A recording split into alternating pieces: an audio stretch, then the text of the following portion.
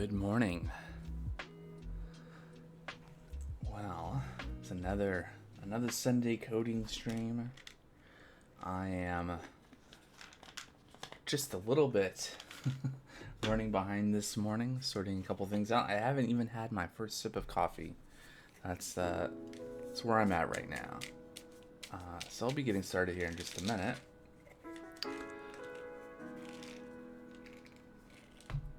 Today's plan. What are we doing today?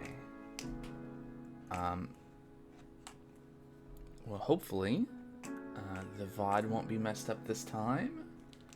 But I'll have to wait till the end of the stream to find that out. But today, we're going to be continuing to work. Right, so last time, we went a little long, a little extra.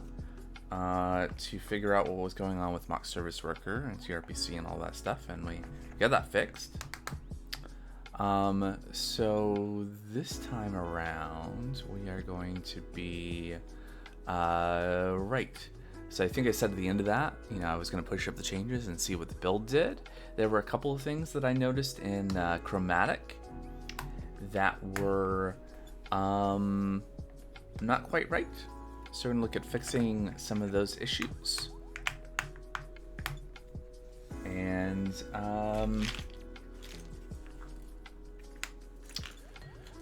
then, I don't know, probably look for other issues, because I'm sure there are more. The things that we've seen as we were fixing things that were not quite right. So just kind of general bug fixing. At some point, I need to test out the barcode scanner feature again, because it's been quite a while. So, yeah. I'm going to take a sip of coffee, and then I'll switch scenes over.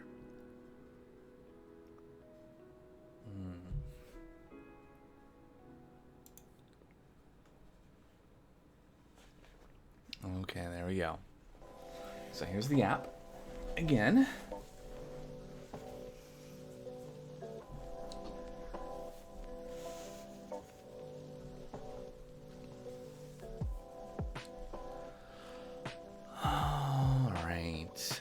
So let's take a look. So here's the pull request.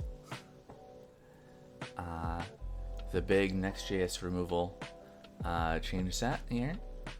So 20,000 lines removed, 12,000 added. We've been working on this for a little while now. Basically all of July. And there were some things. So this didn't initially, the way I have this set up, this just says this needs review. So I went over into Chromatic, which is where that details link goes to. So I have a free version of this service. I am assuming there's a paid version, but I'm not paying for that because it doesn't seem to be necessary. So, but there were a couple of things I saw that were not quite right. So let's see, let's hide the diff. There we go. So here's the baseline and here's the new build, and that's not quite right. We lost the font. There's a DOM diff. That doesn't seem to have worked. So we'll probably just fire up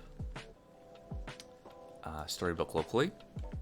I think will be a thing to do on Storybook. And see if that also shows up. Like, I have this running locally here, and it seems fine. It may be a Storybook issue, like it's something in Storybook. Oh.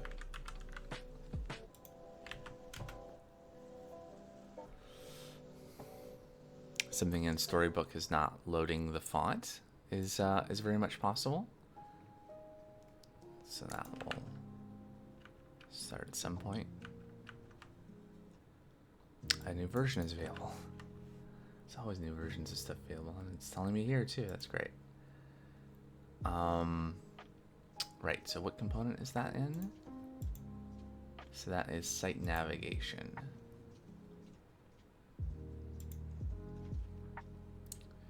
So that's interesting, right? So this works here locally. Or on our branch. So,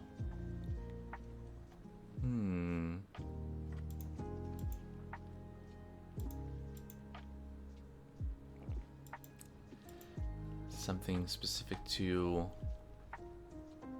resources requested by the new story cannot be loaded. Aha.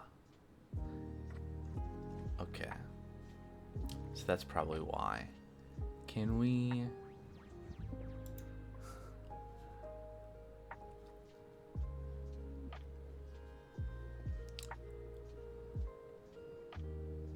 Okay, so that was it trying to call to tRPC, apparently. Which is interesting. Is there some other...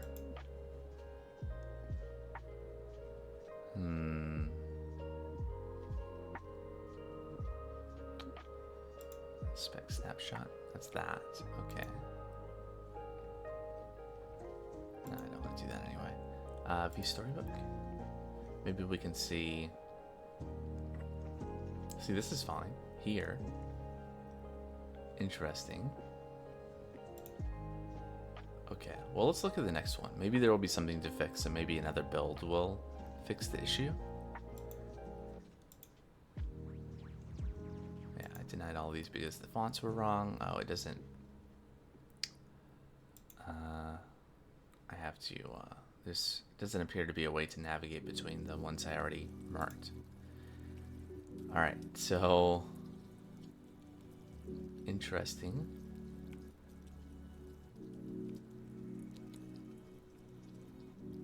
Spec snapshot. No, that's not going to be helpful. View Storybook.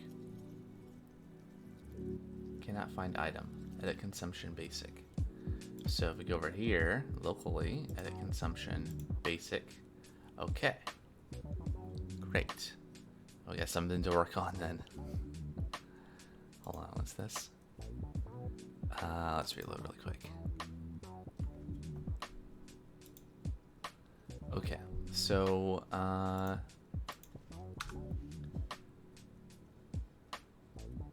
okay, so we're missing some mocks, I think.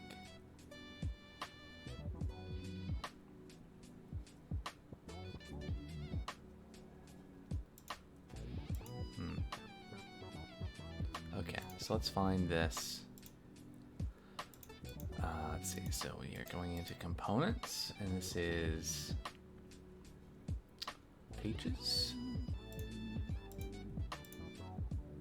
edit consumption.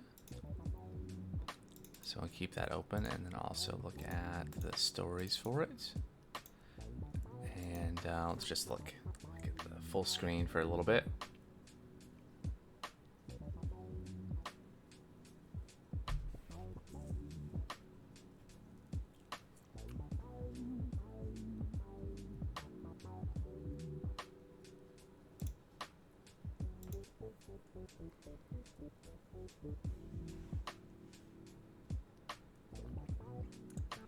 So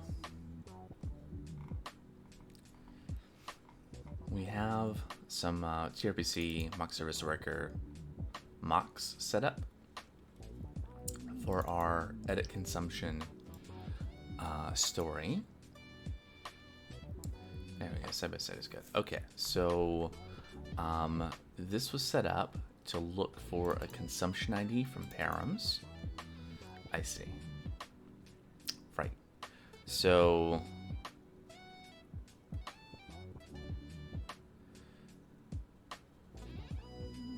how do we get here? Right, so this got moved up, I think, in the component hierarchy, because we originally had a NextJS page elsewhere that then pulled in a component, and it was this component.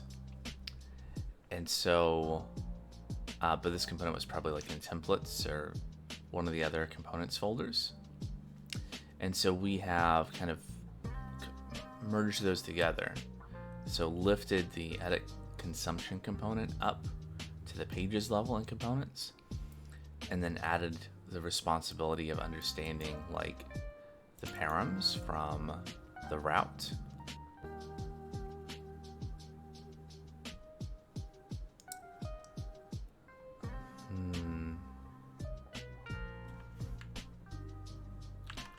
keeping on the route stuff?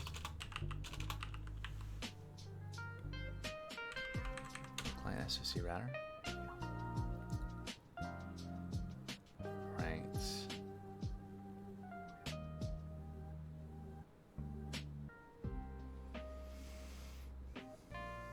Okay, and how?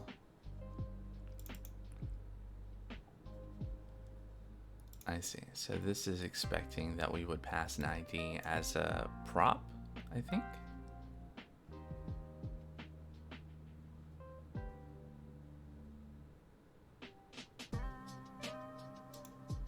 Okay, so that's the change there. So we could do a couple things, right? So maybe the story. I mean, I think the story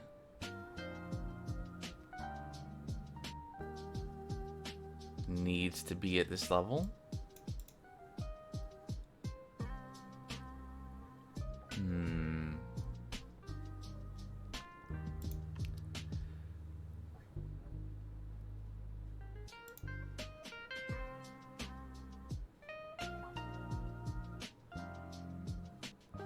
Could we?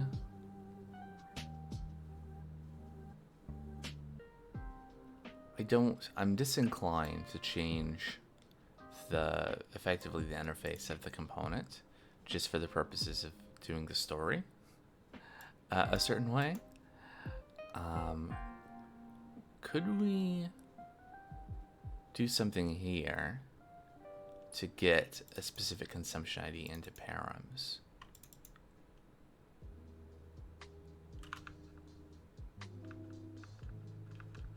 Somewhere I have a browser. There we go.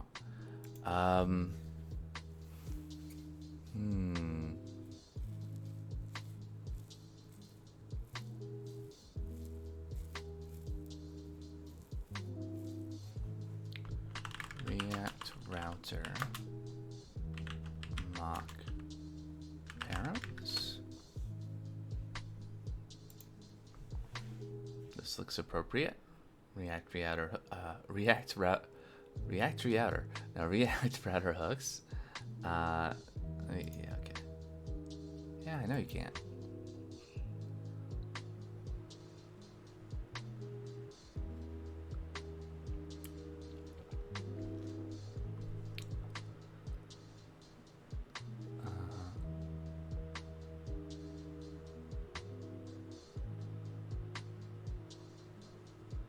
Right, of course. Right, our stories. Okay, two parts to this, right? So in preview.tsx and .storybook, we have a bunch of decorators for our stories to wrap them in various providers. But oh no, it's right here with router. We already do that. Okay, so how can we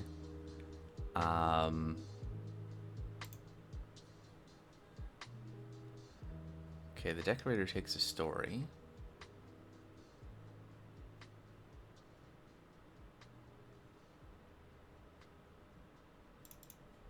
What is the actual? Let's look at the type preview. Project annotations, React renderer, okay.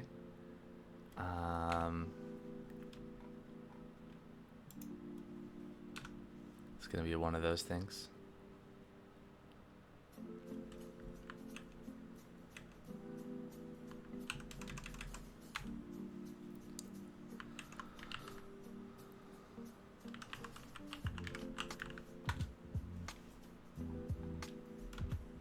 Just looking for like the formal definition of the type of the decorator.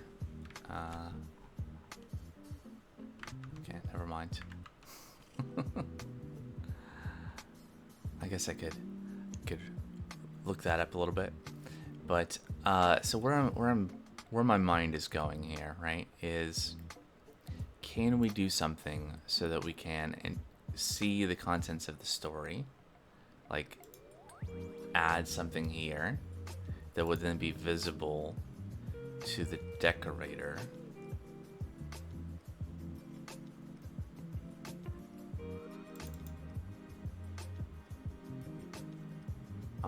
Maybe.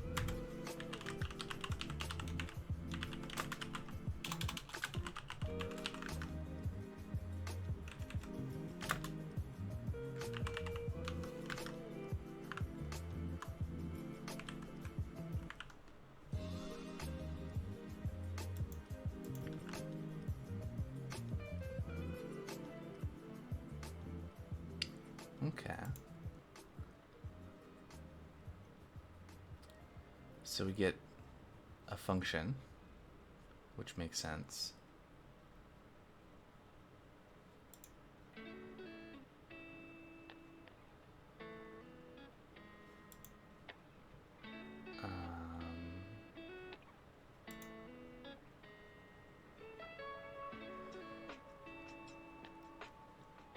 I was hoping maybe that the decorator would have additional arguments, maybe that would give me more information. Let's just look up Storybook.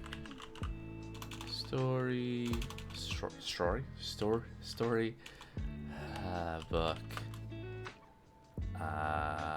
Decorators? How do they work?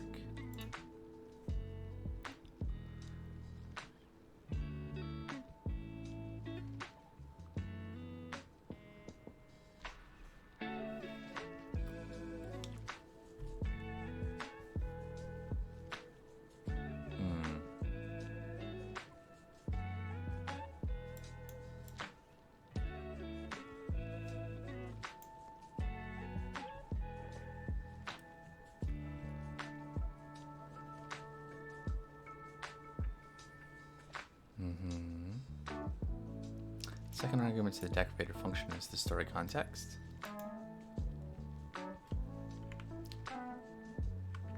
Okay.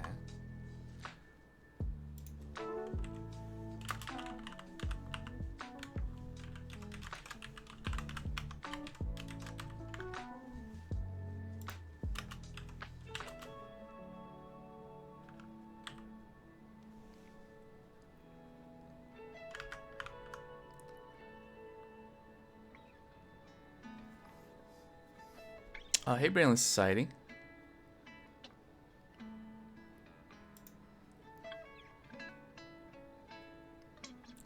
How's your day been going so far?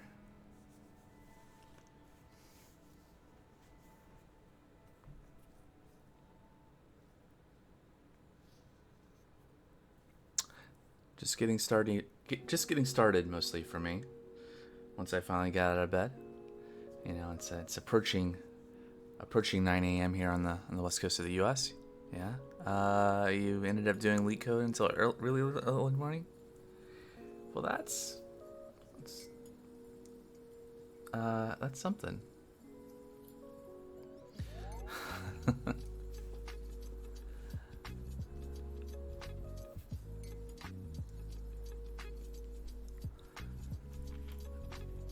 You know, I've obviously. Well, yeah, I've heard of LeetCode, but I've never really looked into it. Anyway, I was bored, wanted to solve some tree problems. Trees are good.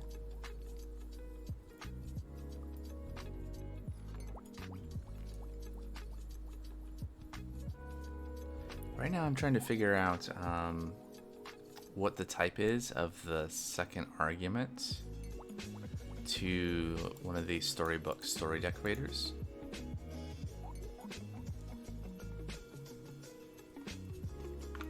I guess I'll go back to, I mean, I could just leave any, and we're gonna find out what it actually looks like, but I don't like that. So let's go back to here to this type here. Story context is promising. It's also, there's a decorator function.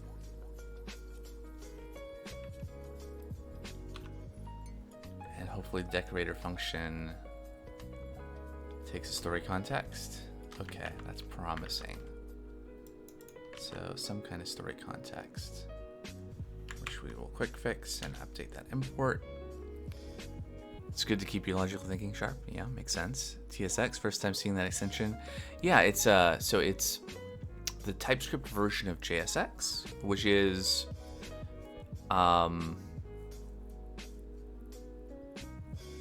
I think the history of JSX is kind of intermingled with the start of React, if I remember correctly. It's been, probably have to look that up to be sure, but that's one of the things. So like if we look here, here's a function, right?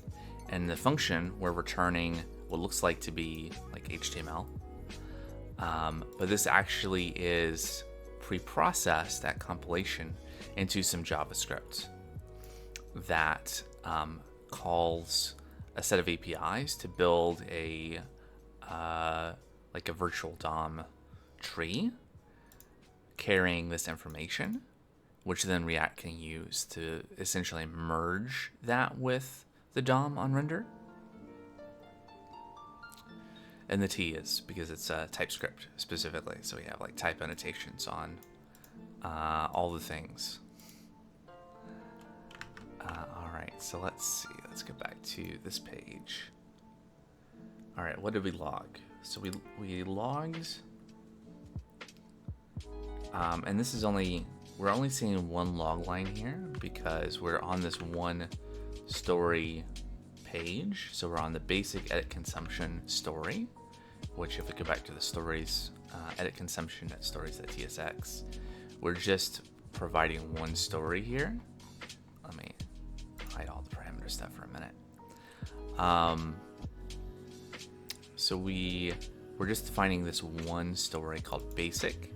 We could have other stories here as well, and they would have their own pages generated here in Storybook. So there's one story, so there's only one set of decorator calls happening. So you're saying, I am planning on doing a UI to manage our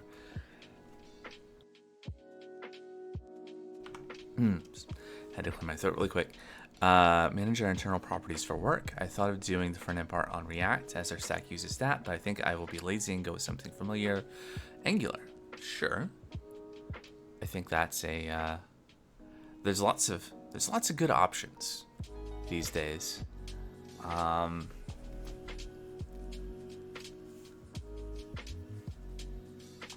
I think there is initially with Angular, although let's see, my background with Angular, I started using Angular right when like 1.0 came out.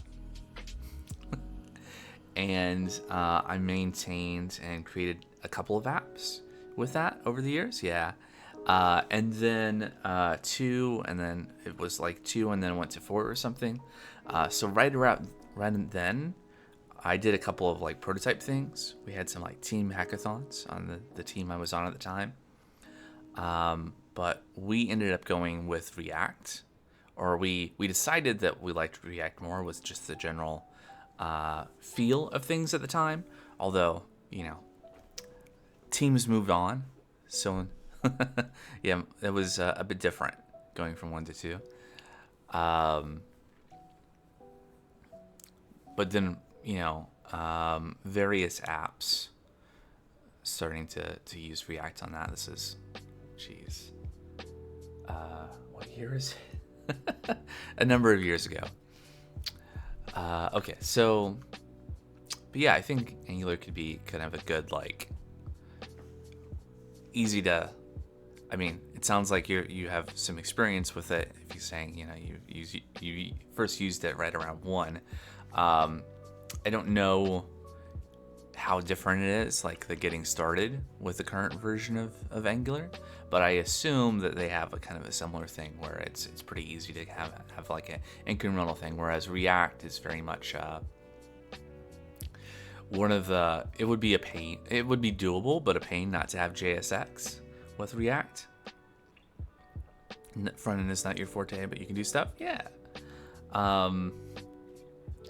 There's a wide spectrum, right, of what like it's front end.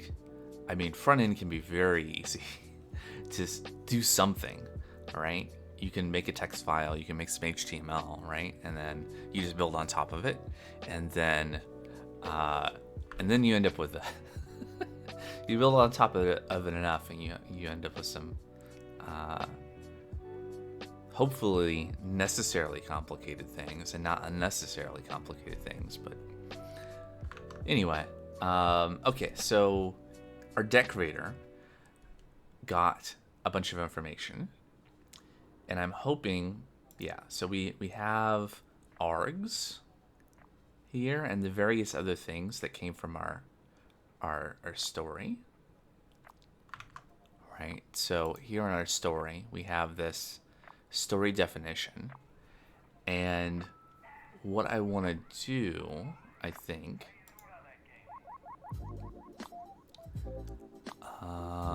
is I'm going to add, oh, I can add it in parameters, I think. So we'll do like a router or a route object here.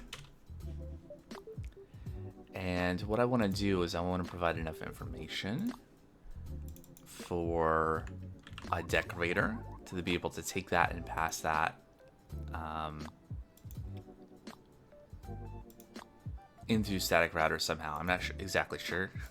I've not I've gotten that far yet. But there should be a string, and then the args goes away because this component. So this is a React component here on the left-hand side. It's just a function. It used to be that React components you would typically do like create a class and you have a render method. These days, it's gotten really easy to pretty much do every component as a function component, because if you need state or you need context or you need to do effects, so things like when the component is added to the DOM, aka mounted, those sorts of things, there are hooks that were added into React some number of versions ago to do those things. And the hooks typically have a name that starts with use. These are mostly, well, these two are interacting with the React router to tell us information about like what route we're on. And then use dispatch is tied into React Redux, which is a whole other thing. So anyway, so I'm hoping now if we do context.route and I don't switch, what would that look like? Oh yeah. Okay, interesting. So a habit of mine when I'm doing stuff is switching between my desktops, but then I don't do that on stream because I have everything for the stream on just this desktop. So every once in a while I'll forget and just like unconsciously switch desktops, and that's what that was. Anyway, X undefined, that's not good. Context parameters. I missed parameters. Parameters.route. There we go. I almost did it again.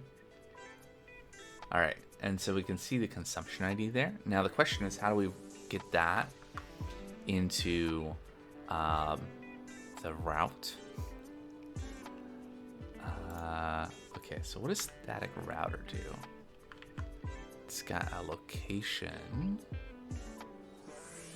prop,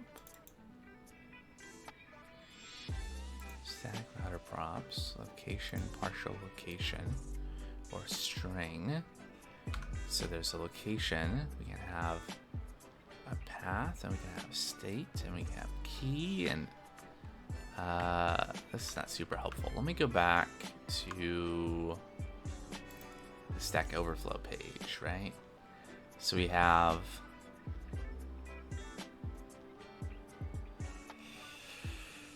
this is promising. Okay, so we could probably, instead of having, here we go. So instead of passing this like this and just like skipping to the end, in terms of like, if we were to somehow stub out the router so that we could directly return what useParam should return, then this would make sense, how we're just returning kind of the parsed thing. But I think instead for the story, what we want to do is we'll do something like this, which this is GitHub Copilot doing that autocomplete via machine learning. So it happens to match what the path is here, which is not super important. Like this could just be this because this is just mocking it, right? So the important thing, no, we don't want to do that. It's trying to mirror what's over here, I think. Let's go back to the Stack Overflow. So we want something that's like, here is the actual like,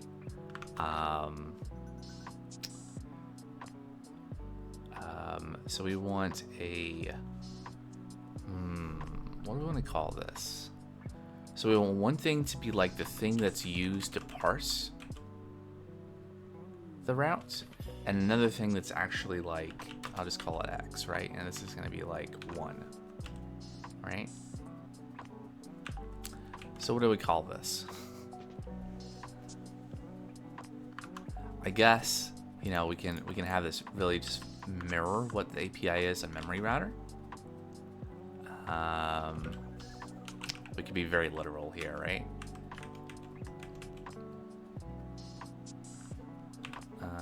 And I think for the sake of not having confusion about what's going on, if we were to look at this later, we'll do this. And then in preview.tsx, then what we need to do is we need to change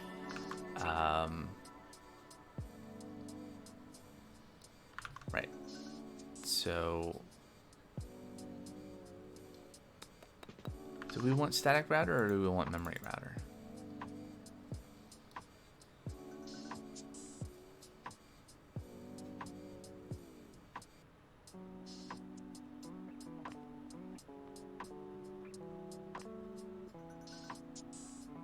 What is the difference?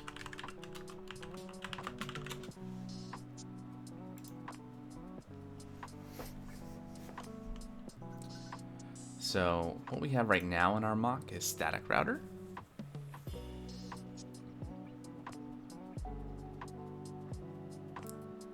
And we can pass in a location.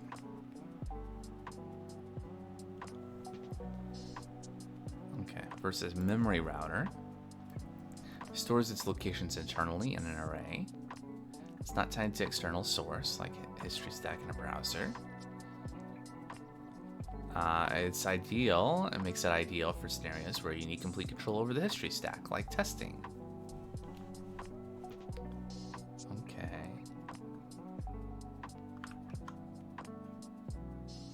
So let's try a memory router.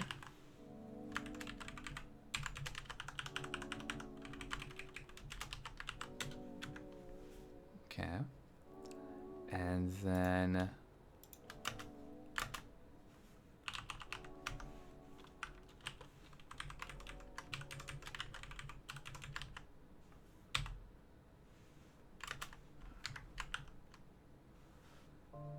initial entries. So let me think about this for a second. Actually, I think we want to do both, right? So this decorator is going to be used with every story. So what we probably want to do is we want to say, we could do something like this, but we don't want to do that because we still want to have a router, even if we're not providing these additional parameters for the route. What we want to do probably is just have, we want to go back to using static router.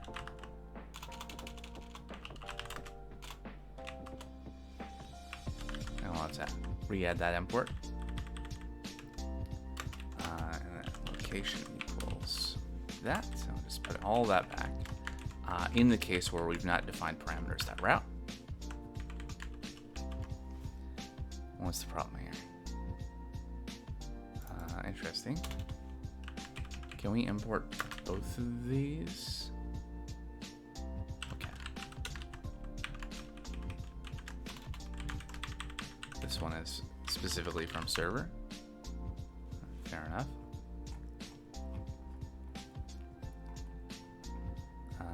Here we go. Okay, so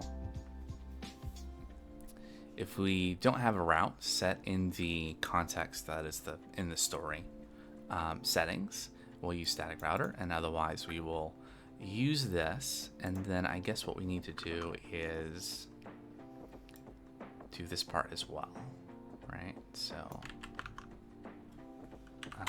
and the element is the story.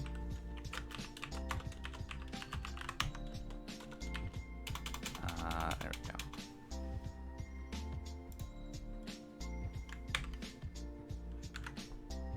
Interesting.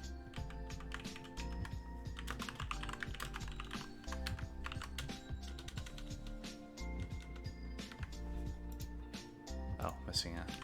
There we go. So this should. All right, and then path will be context.parameters.route. Path.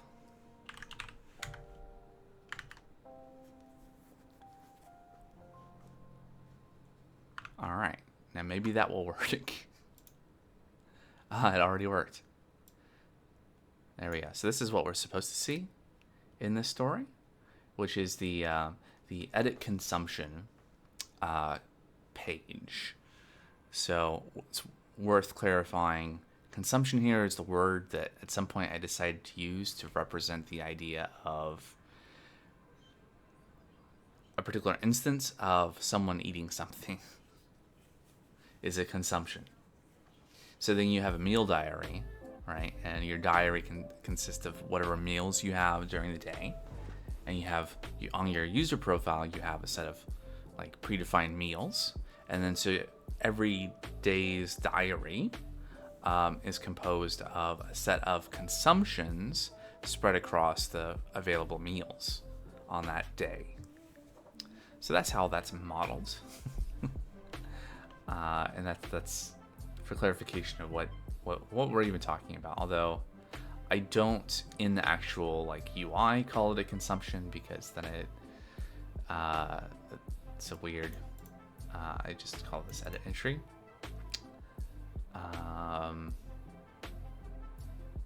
Well, just because the name makes sense to me doesn't mean I want to put it in the UI. I know better than that. Okay. So what was the other issue? Going back to Chromatic and our list of issues. I'm hoping the first two, the font issue, will be fixed by another build, or otherwise it seems like it's only issue with Chromatic and not with everything else. So otherwise I'll just have to accept it. And then quick add might be a similar issue, I think, because I know quick add is another page where we're using the route information. So this will be maybe a little bit quicker now to solve. So if we go over to quick add, yeah, invalid meal. So we got this sorted now. So now we'll be able to change stories like this wherever we need to. So if we go over to quick add and quick add stories.tsx.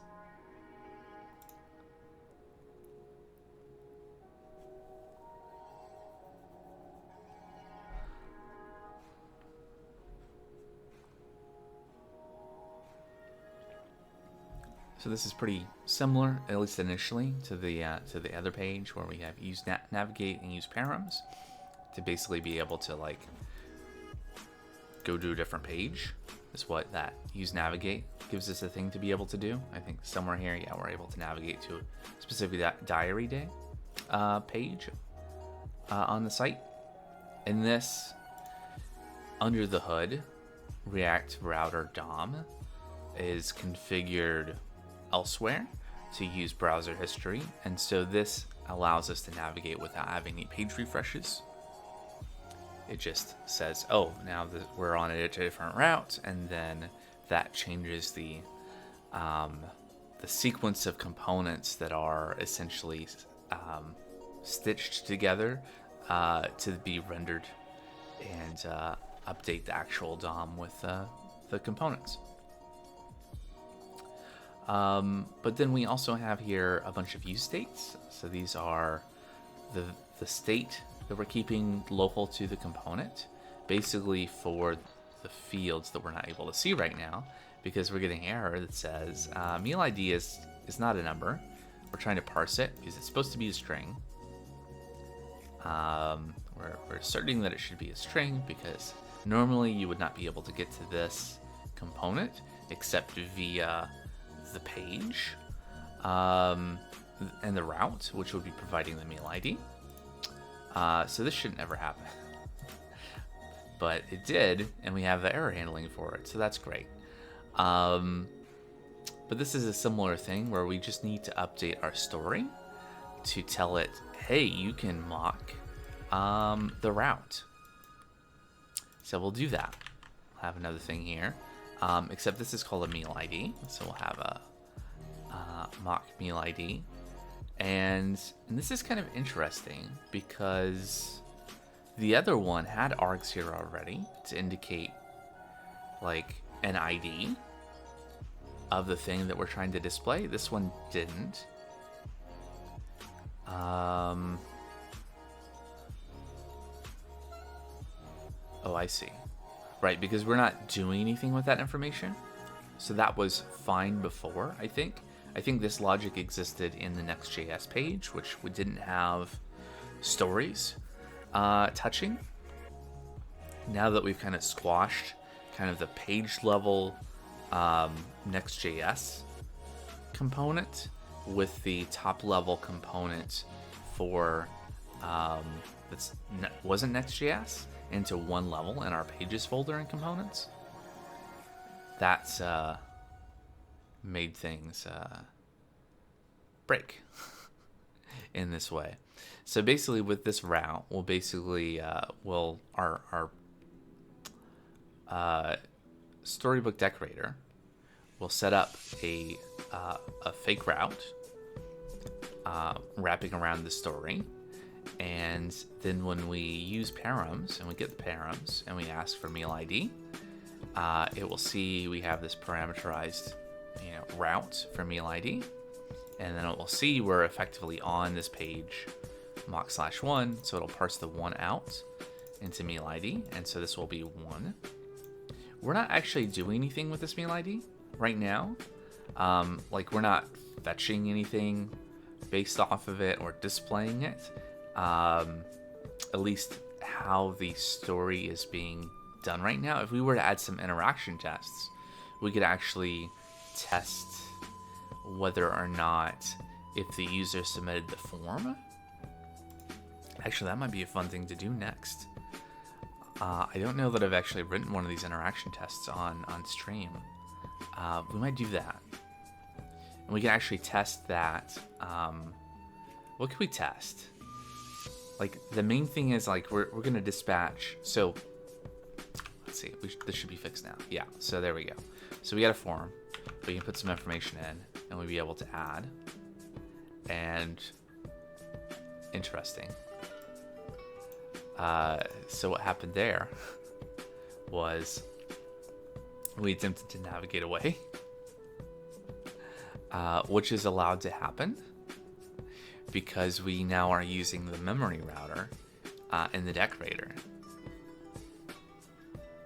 How do I feel about that? I guess that's fine. It's kind of awkward, right? Because now I guess you'd have to refresh the page to get back to this.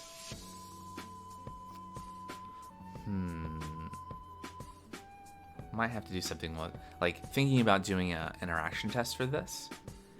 Like, the interaction test would, like, fill out the fields and then click add, and we would look to see, maybe we should check to see if our tRPC mock was called, to see if we actually, like, sent, because this, right. So anyway, so what I was going to explain after we actually saw the UI again was that when you submit the form, this code is run. And we've already seen that we try to navigate. And then we also, before that, we dispatch. So this calls out to Redux to dispatch an action. And the action is add quick consumption, which we can just go to that. And so this is a thunk. It's an asynchronous thing that's going to happen when the action is dispatched. And really all it does when this action is dispatched, well, on the surface, all that it does is it calls this base tRPC.diary.addQuickConsumption.mutate with the payload. And the payload is the stuff that was entered for the form. And so this is what calls the backend, right? So this hits our backend tRPC endpoint. And yeah, what's neat is that we can go to the definition in our backend code, and then we can look at addQuickConsumption.js, and here is the tRPC procedure that does that work.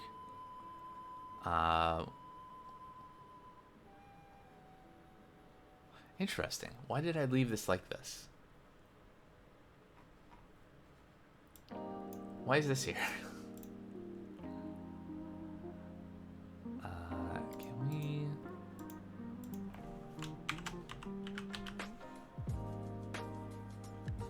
Nope.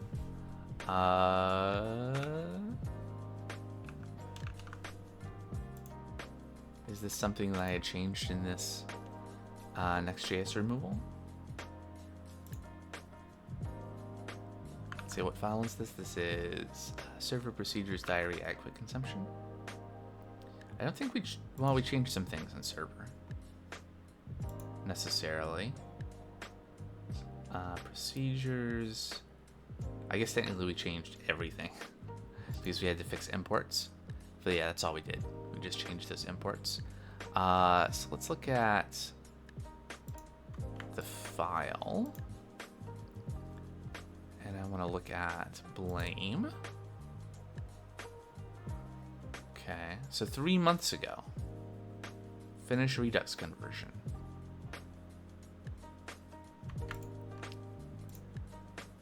I apparently disabled this procedure. Why would I do that?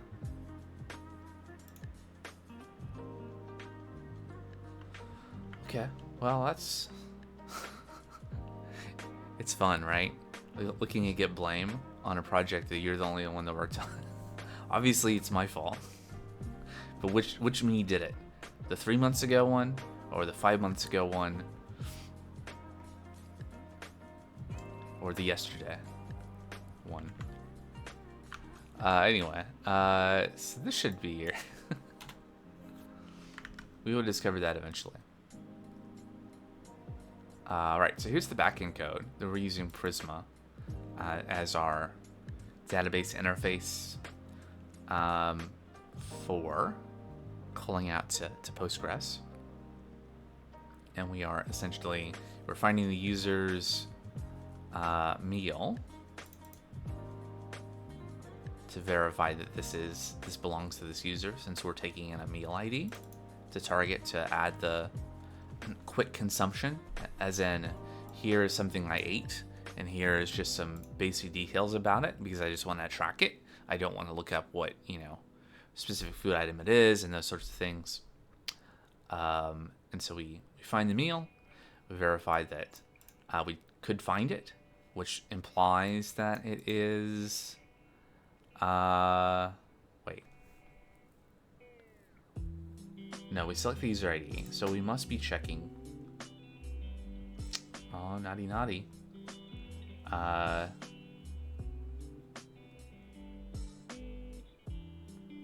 We are not.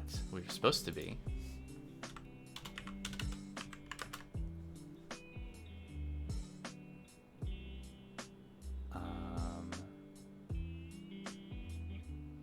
Yes, we should do this.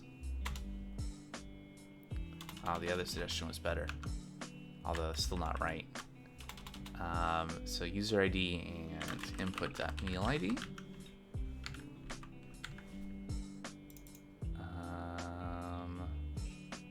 Wait, how do we get all of the user?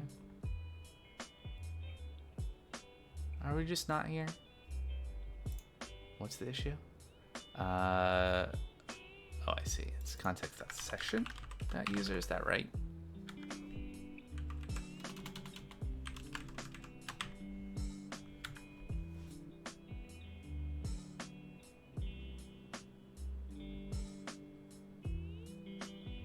Oh, it's supposed to be an object. Whoops.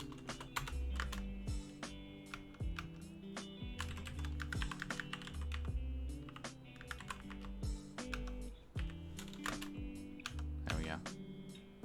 Right. And I don't think we need to even select the user ID, right? What do we need out of meal? Nothing. So the thing that I think I was going to do here was to actually like fetch the meal indicated by the ID, and then read the user ID and check to see if it matched the current user's ID. But that's not necessary. We can just ask for the meal that has both the current user's ID and the meal ID. Is that the way I get the user ID in other places? Let's double check really quick. Oh, and I'm doing the same thing here.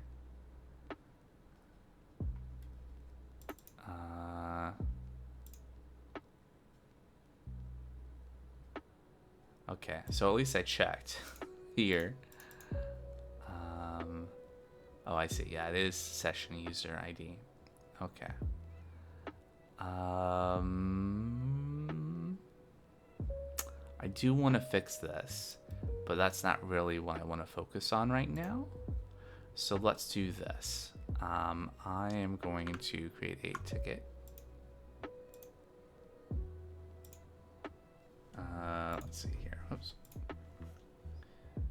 Fix user checks and various procedures to actually check that the target record belongs to the user.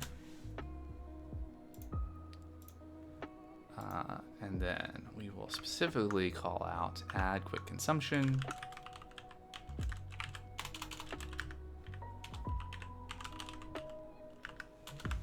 And now I guess it's really probably everything in diary, maybe just everything. Okay, cool. So the good news in revealing the security vulnerability is that this is not deployed, or it's... What is the current state of Dailychable?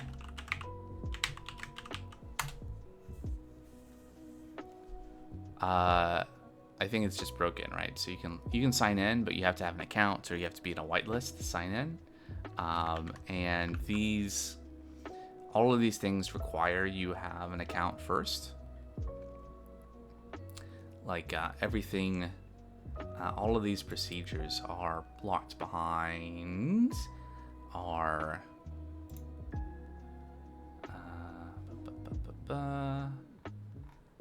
anyway, there's a thing in here somewhere that is in routers, maybe. No, in this file. No. Okay, so we take right. It's right here. Right, so everywhere where you see procedure here, we actually imported authenticated procedure, and this is what does the auth checks on the back end. Anyway, so the point of me creating this issue was so that we could get back to addressing the front end things, and we'll swing back. Probably the next thing will be addressing these things. My focus. Taking a step back, my focus over this stream and the next couple of streams is going to be on kind of wrapping up some of these things. That, like, the big thing was we were blocked on, I don't even remember what the specific issue was anymore, but we needed to move off of NextJS to be able to address a thing that was keeping us from having everything working in production, I guess you could say. It's kind of funny to call a little, this little thing production, but I guess that's what it is. So how did we get there, right? So I guess I was tracing through how all this worked. But I did click save, right? Good, okay. how am I deploying the app? Well, I am trying to remember. No, let's get back here. So we have some GitHub actions. So we have a build and push release GitHub action that we can look at here.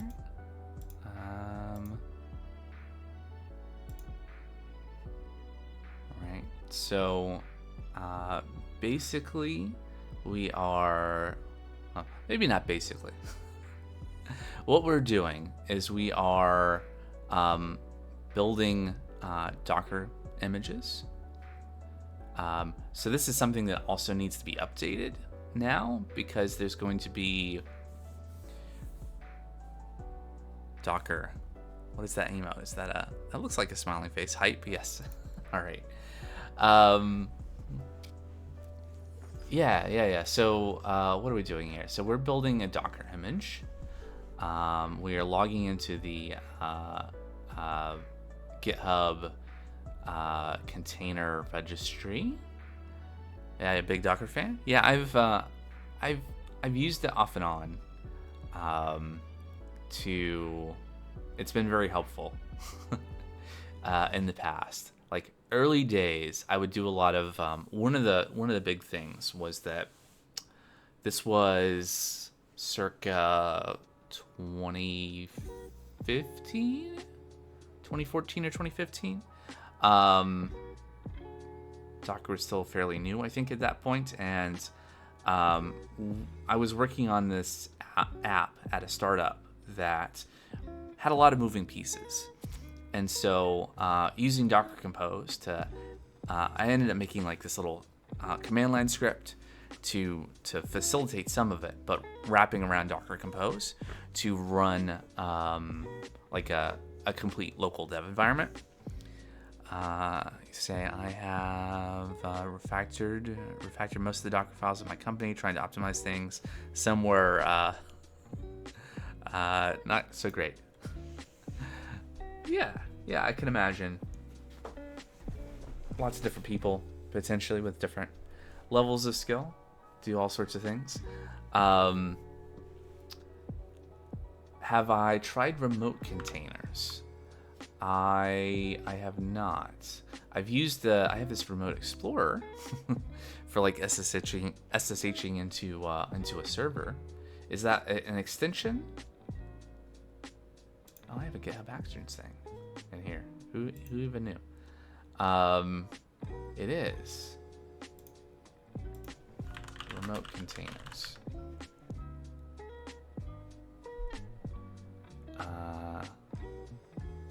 Remote development or dev containers?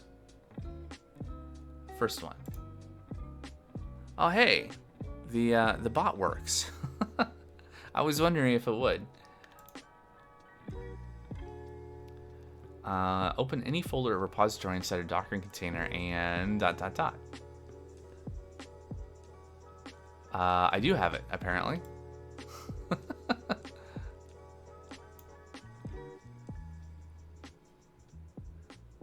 The blue theme? You're not a fan of my theme? You can work inside the container? Nice. I might have to try this out sometime. Can I... What if I pin this? I don't want to do that. Let me take a note. So no, did you need to do npm or anything locally? That makes sense. Okay, check out dev containers.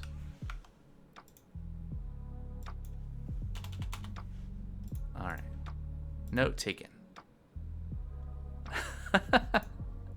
I'm wearing a white shirt, I'll have you know. Yeah, this is like the Solarize theme.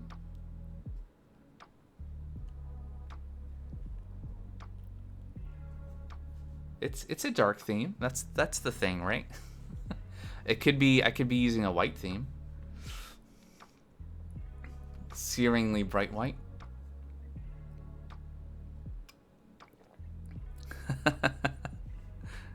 Yeah, I didn't think so.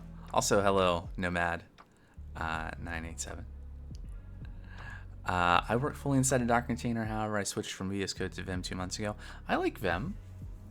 I used Vim before I used VS Code. At one point, I don't think I have that extension anymore. At least I don't see it down here. I used to have like a Vim like key binding thing for VS Code. But it was not quite right. And I don't know. I just kind of moved on.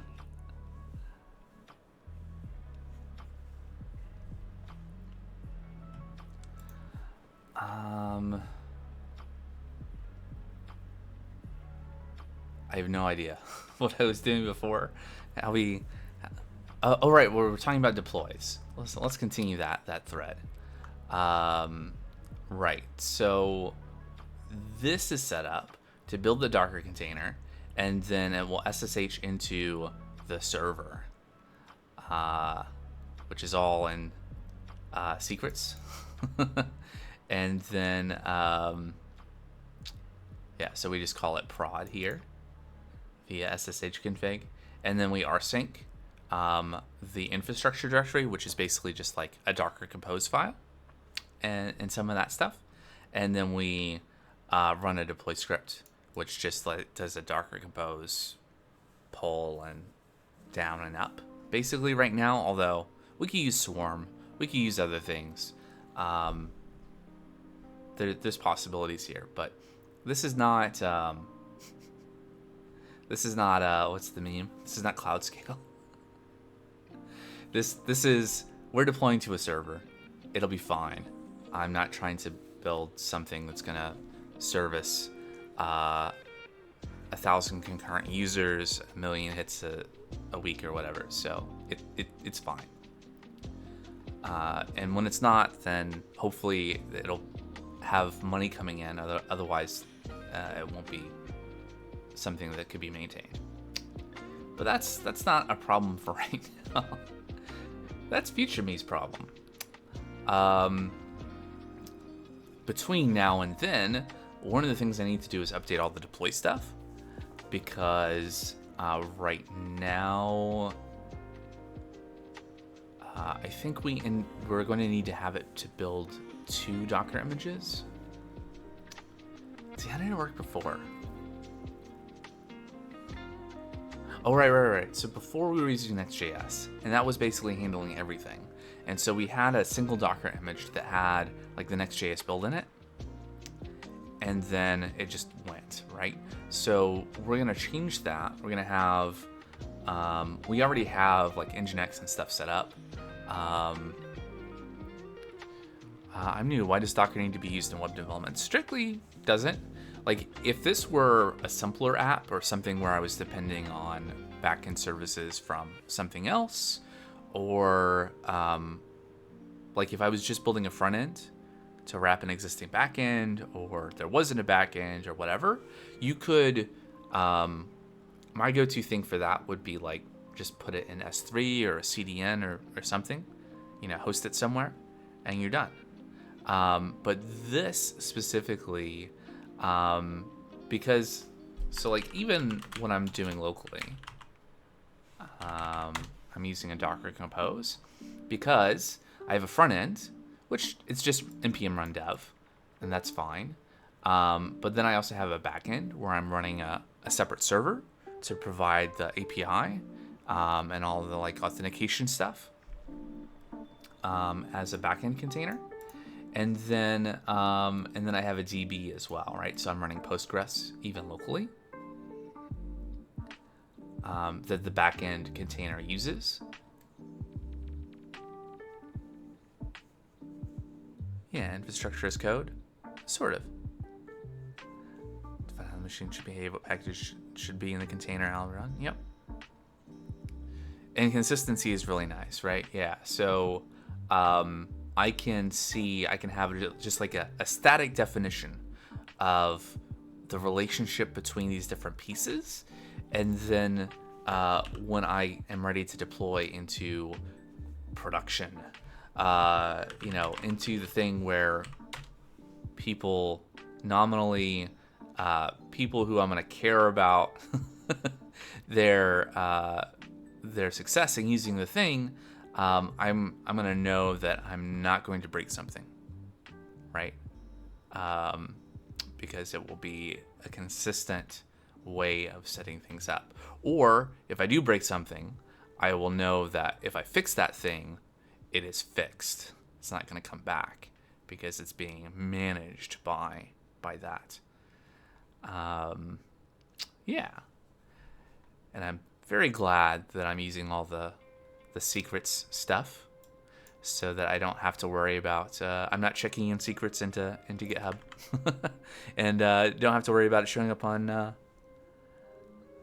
I imagine no reverse proxy due to setting the API URL in the Docker file.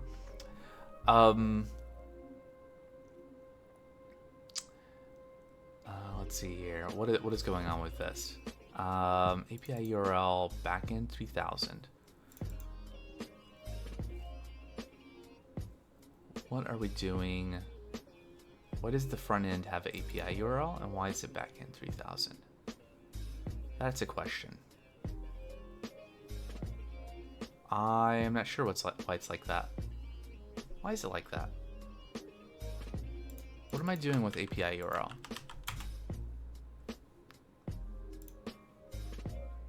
Oh, right. So this is a local dev thing, right? So I'm using vite to proxy.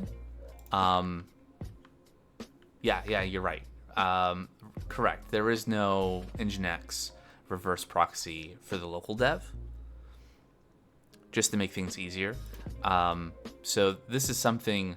So we've already done one round of getting this app to deploy, and now that we've stripped out Nginx, or stripped out, not Nginx, we added Nginx, stripped out NextJS, we got to redo some of those things to make that work. I do have Nginx already in the actual prod deploy, because we're using that for TLS, aka HTTPS, and for Let's Encrypt certbot stuff and all that. But more will need to be done with that.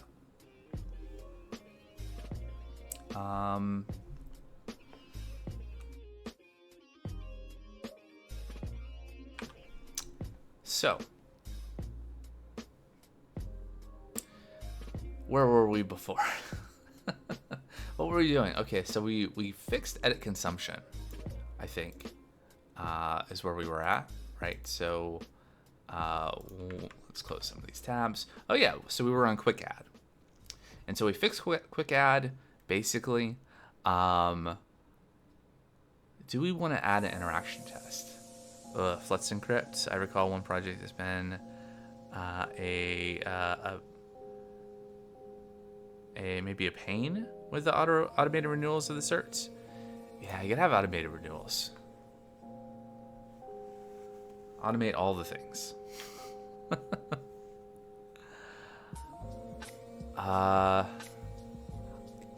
Although, to be fair, I haven't. It was a pain, yeah. To be fair, I've not fully done that. I have some of the stuff. I think I can pull that up. So let's see. If we look at the Docker Compose that is used for the prod deploy, so I just have a container that doesn't run on start. So I can manually run this container, the service, and that does some things. And so I think in the backlog for the project, create a cron GitHub action. So you can use GitHub Actions on a schedule. I learned recently. I was watching a video. Someone pointed that out. So I'll probably do something like the deploy action that I have, but we'll use just on a schedule. Hopefully I can do like, how often do I need to call certbot? I don't know. Maybe like monthly to check on that. So we can do something like that. So that's in the list of things to do. But do we want to add an interaction test to quick add? Yeah, you can set a cron job to run the cert container before the expiration to renew the certs, but for some reason, sometimes it was failing, and I moved on to another thing. Yeah, makes sense. Well, hopefully, whatever. Hopefully there won't be any issues. I don't know. I've just run it like a couple of times. Like I tested it a couple of times with like the test option, whatever it was, and then I did the real thing so that we have a real cert. Daily joule.app, which does the redirect, and we have we got a Let's Encrypt cert.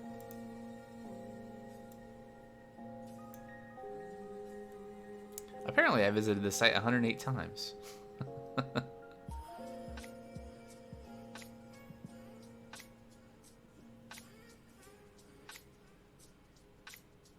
All right. Anyway. So, if we want to work on the interaction tests, just keep in mind that when it says expire, site will say the site is not safe, something like that, so you want to make sure to renew it. Yes. Oh yeah, I should look. How long is the cert good for?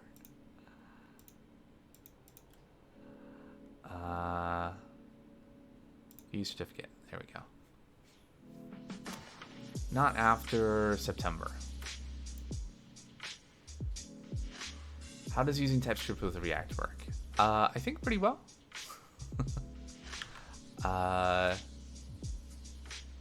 Hold on one second. I gotta set a different kind of note.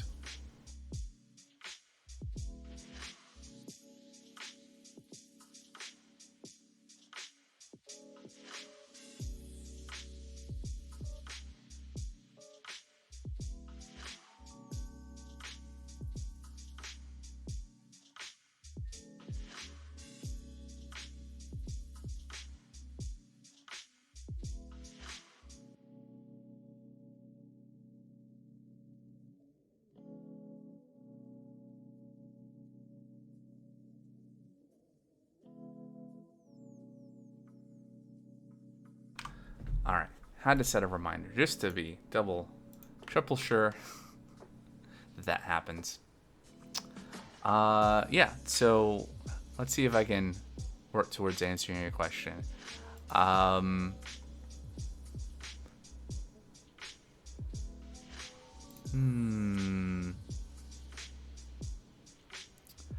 So this mostly looks like normal React, although I have an import type here. Just because I want to import something from store, but it's only it's an interface, so it's defining a type. So that's the first thing that might be different with TypeScript versus just JavaScript. And I'm using that type here.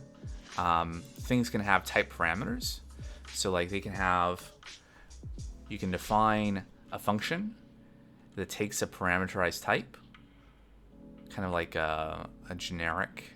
Might be a thing in like Java, that sort of idea anyway. And then you can compose types, and you can like say, oh well, this function takes a type parameter of like it could be t, and then you could say it returns an object or a record that maps from string to type t, right?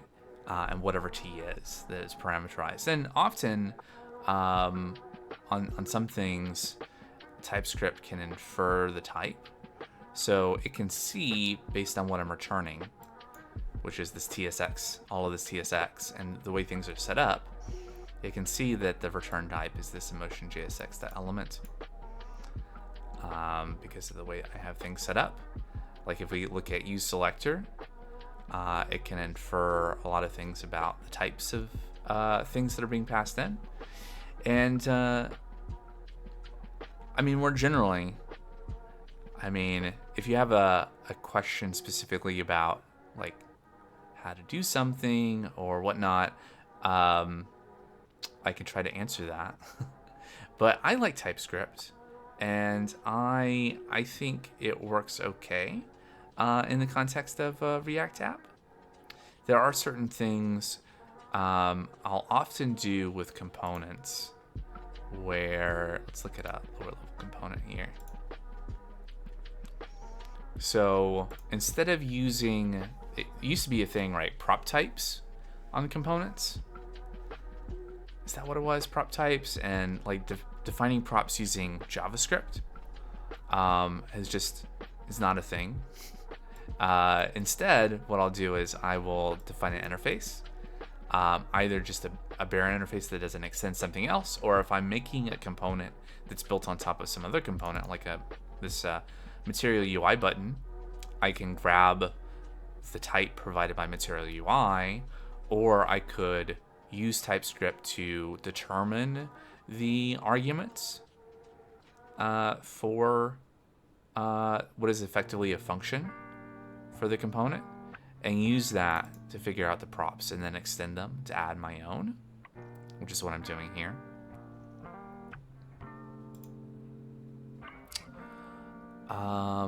But let's try to do an interaction test for this quick add.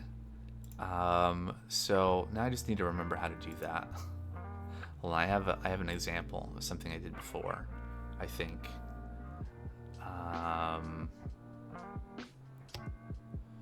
I don't even have a story for that page. Okay, anyway, organisms. Okay, here we go. Here's an example. So let's go full screen for a little bit. We'll split this. All right. So the consumption component, actually, let's look at the consumption component really quick so we know what we're talking about here. This should look familiar. It's basically everything that was in that edit consumption page.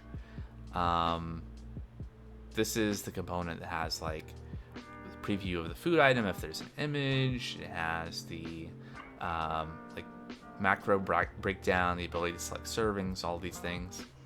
This is that component. And so there's some interaction in this, right? So you could put in a number of how many servings, select the serving size, and then add or cancel. And there are versions of this for add versus edit, button changes, empty data, all of that.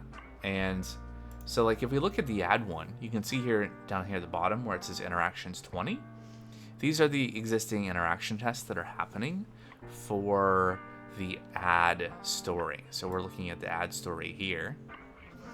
And there's args, which are the props that are being passed into the component by default that define like how to make the component look like what we want it to, or here's the data that needs to be supplied to make the component behave in the way we want to exhibit for this story, this add story.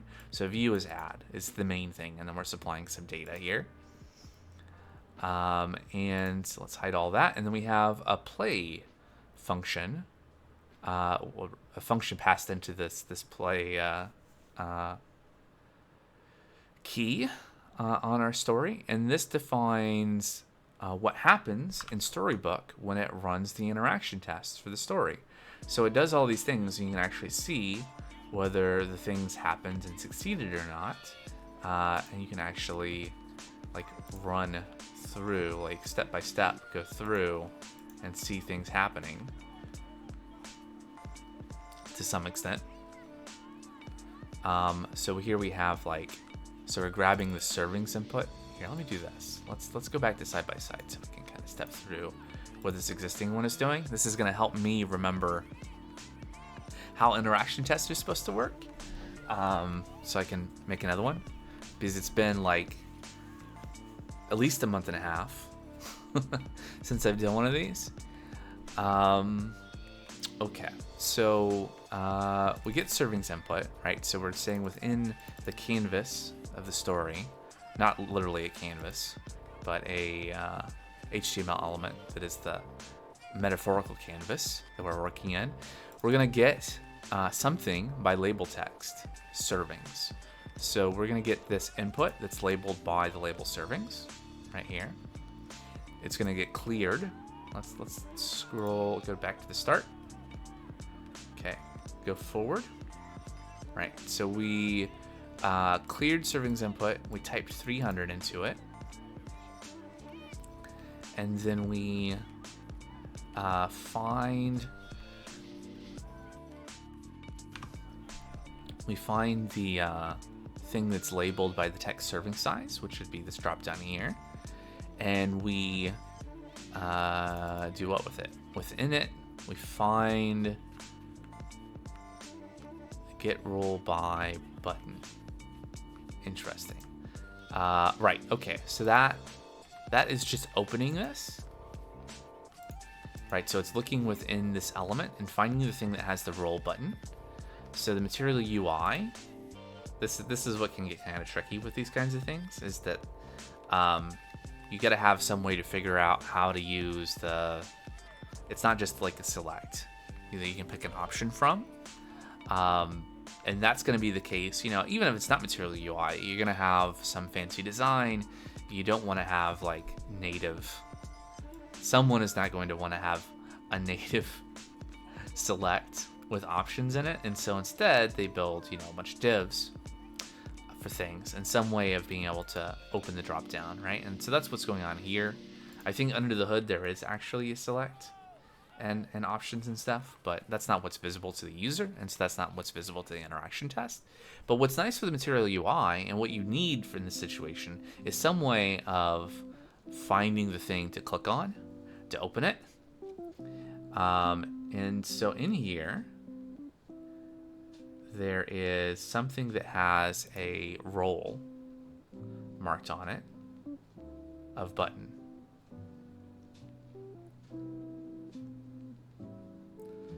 There it is, role button. So that allows us to figure out the thing that we need to click on. So we do fire event.mouse down, which opens that drop down. And then we look for something that has the role presentation. Is this necessarily the right thing? Maybe, maybe not, but it's what works for this set of components. So we wait for that to be visible. That's what's going on here. Somewhere within the document body. Because this drop down, this element here is actually not in the DOM of this component. It's actually like stuck to the end somewhere.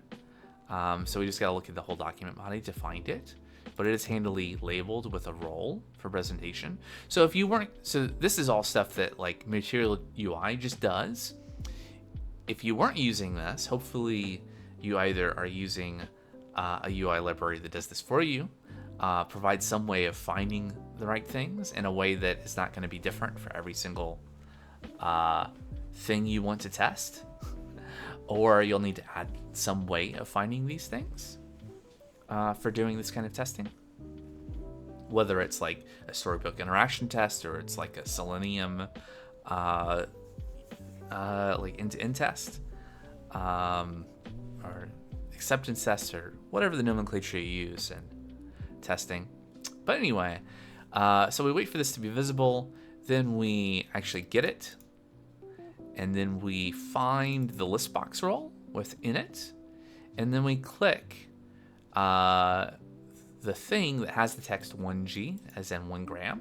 So that's what gets clicked. And then we wait for the whole menu to be invisible, to not be visible. And then we are checking to see that, let's go back. So we go forward a step, go forward another step. So then we're looking to see that this displayed serving size select says 1G, and then it is visible. And then we grab the donut chart, and we're checking to see what's the complaint here. Properties must be awaited. Right. So step returns a promise, maybe. So it's saying we should await it. I'm fine with that. I think that's not going to change the behavior at all. The test still, let me close the DevTools. All the tests still pass, so that's fine. We'll make the linter happy. So we grab the donut. Donut. We add a step. kcal total is 510. So that shows up here.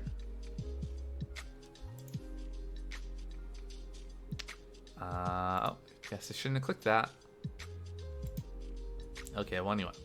So there's a step there, and so we can actually see this in the list of interactions. So that's why you would do this, just to have like a way to separate it out. And we'll see that here with the next thing macros are correct. So then we are grabbing our carbs and protein and fat. So we have in our components a set of test IDs. So let's see, how does that work? There we go. So in the component, macro stats, which is what is going, the component that's powering this and under the hood, we have a data test ID that takes the item label and takes macro stats and like encats that all together. And then that allows us to find those elements, right, in the context of this overall component. So we find those, and then we are checking to make sure they contain the right values. And we have another thing that we need to wait to make it happy. And these values are based on what were defined in the arguments here, right? So we have all this stuff predefined. Also, Din Dobry, I see that you followed 22 minutes ago. Thank you for the follow. I don't know. Did the alert play on screen? I just didn't notice. I didn't hear it. I think I mentioned this. Getting distracted, but I think I mentioned this on Friday's stream that I've been messing around with the audio a little bit to make it easier to control like the music audio and do some other stuff. And unfortunately, that's messed with a couple of things. Maybe the alerts is one. The VOD from Friday had no audio due to something I missed in the setup. Yeah. So anyway, so it's a work in progress. But thanks again for the follow. If you're still around. But yeah. I should. Hold on. Let's test something really quick. Can I do this? Interesting.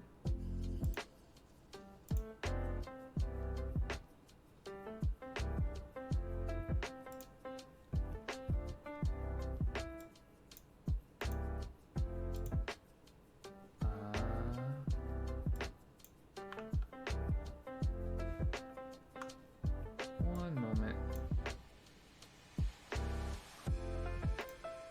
Must troubleshoot technical issue. Oh, right, I don't use those alerts anymore. Right, let's see. Is it... Right, because I shifted a lot of the alerts to using the new Twitch alerts thing. And so...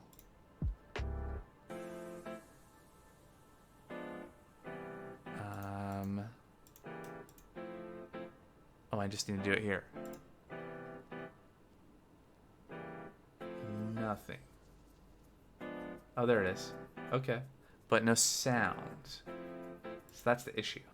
Right, because I'm, let's see. I think I need to change my audio settings. I'm guessing that is maybe audible on the stream, but not in my ear.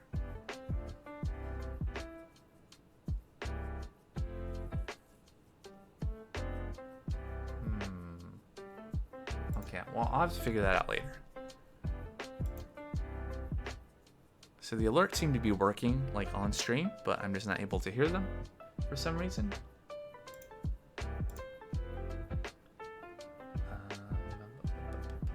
Yeah, I guess I'll have to do that later.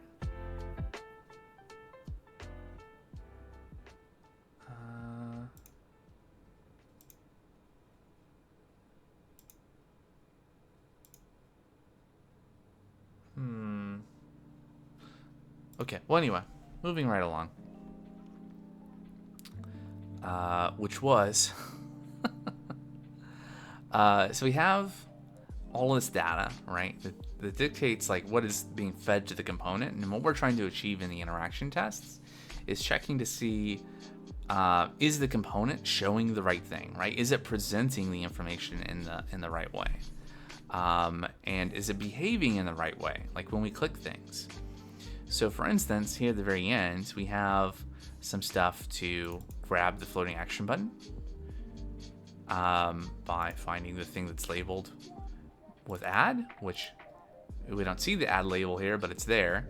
And then we click it, and then we wait for the button to be disabled, which should happen because the button should be disabled. Then we do some things, and then things are navigated away.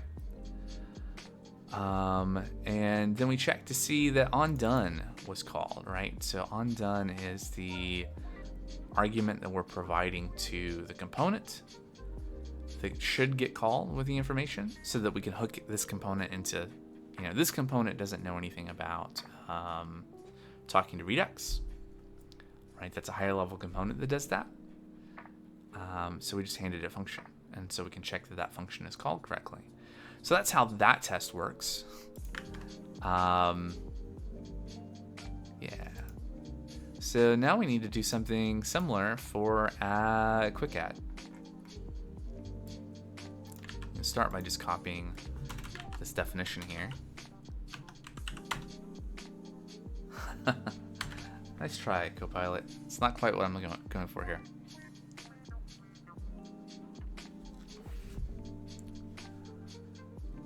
All right. So we're gonna go back to quick add. That's what we're testing. And we just need to figure out what we're gonna do.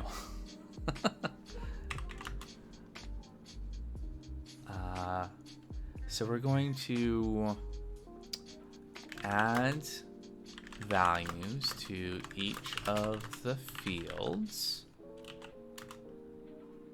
Yep, those. Click the add button.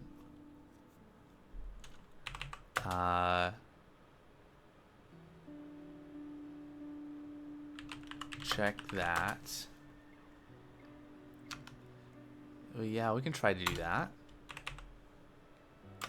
We're not doing that though. What's the other thing that this does? Well, if we look at quick add, besides navigating, we also dispatch add quick consumption. So we can see if we can figure out, check that it dispatches, not that one, this one.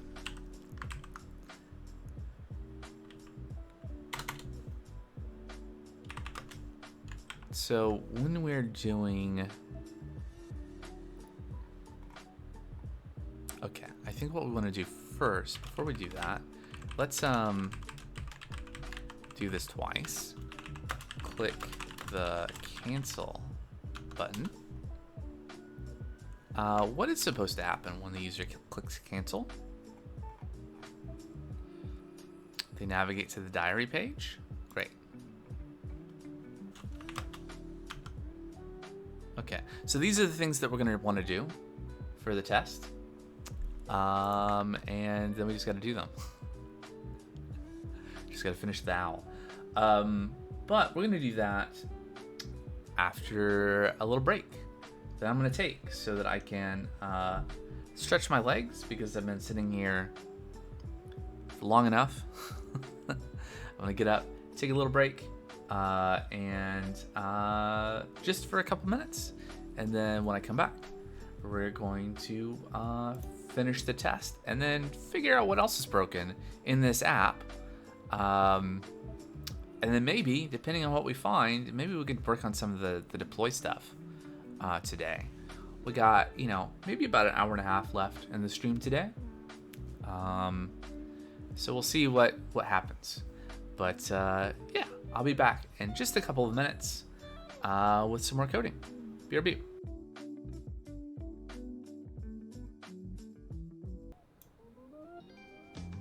Okay, let's get back. There's the key.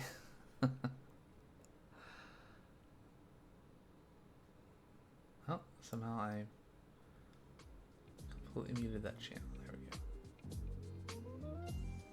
There we go. All right, great. Well, Right. So now to actually do stuff. How do we do stuff? Maybe Copilot. No. Copilot just wants to add more comments. So what we want to do is we want to grab the input. So let's see, const. Yep. Maybe.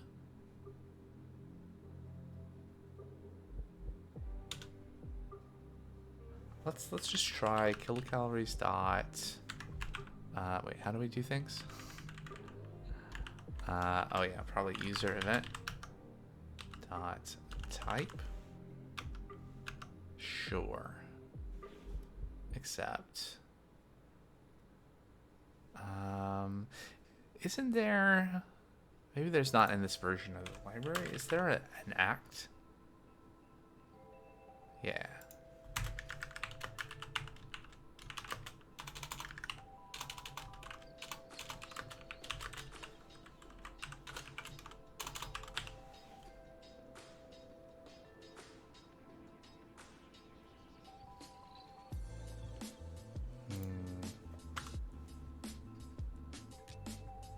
No, there's not.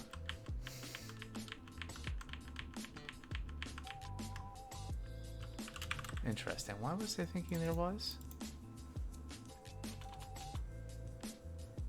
Oh, I'm thinking of a different testing library. Right. So anyway, await. Element or null.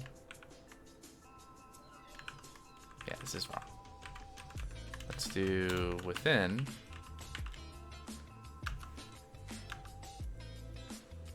Yeah. Okay, need to add that import. All right, and then what else? And then user event type thing. Okay, this one is not. Make up your mind. Okay, yeah. I mean, we're not awaiting here, so clearly that's right. Interaction should be awaited. Which is it?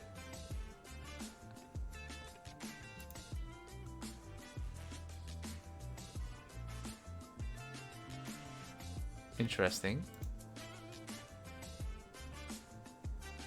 Void and one overload.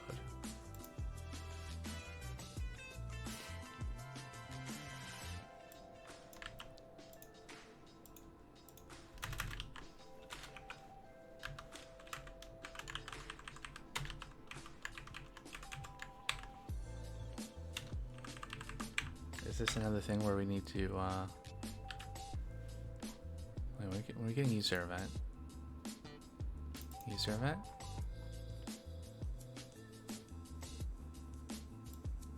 I should just copy this whole import. There we go. That's interesting. Why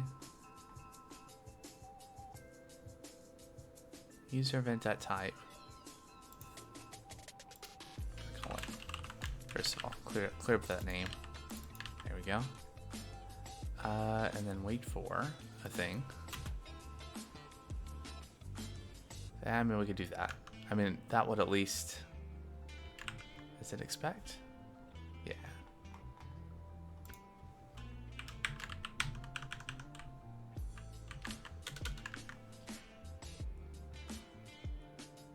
Interesting. So this worked.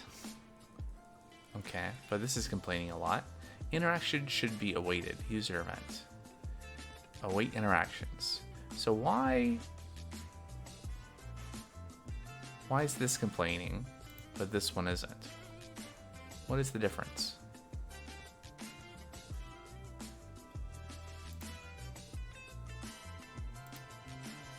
Let's side by side here.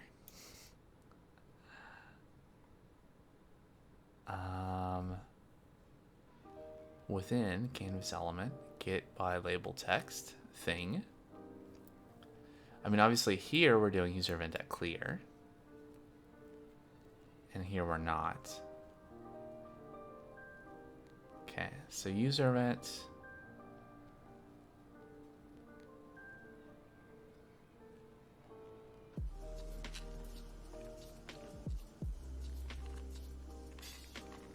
That's odd, huh?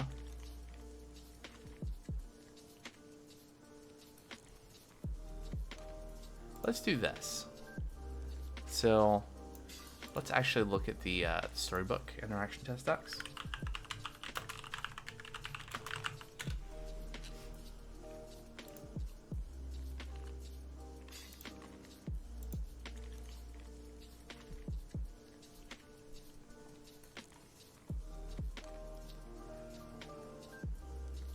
See, this has a wait. Didn't I try that already? Doesn't this complain about unexpected await from a non-promise? Right, so that's fun.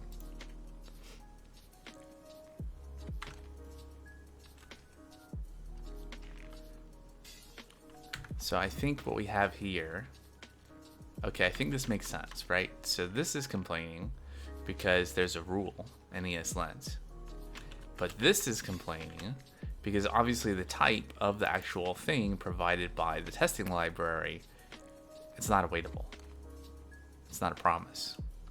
So what we have here is a conflict in, let's see, package.json and components. Right. So I think we have to upgrade a bunch of things. Let's break some more stuff. 721. I'm gonna guess that's what that's gonna be.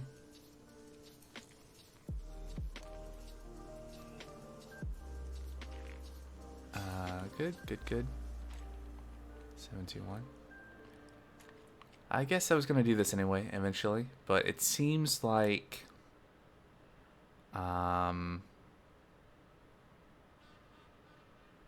actually that's a question. ESLint. Yeah, we do have a right. So we have plugin Storybook recommended here in the ESLint RC for the components package. And so we must have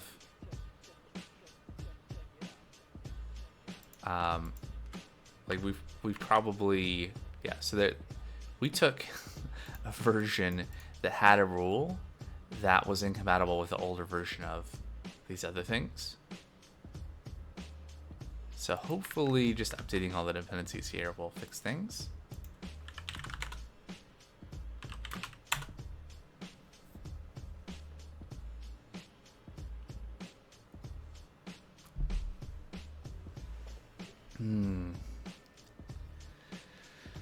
We will see.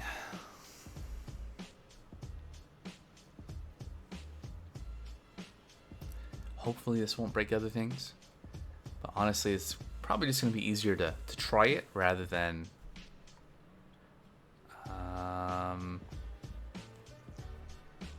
this again. Didn't I fix this issue? Didn't I fix this last stream?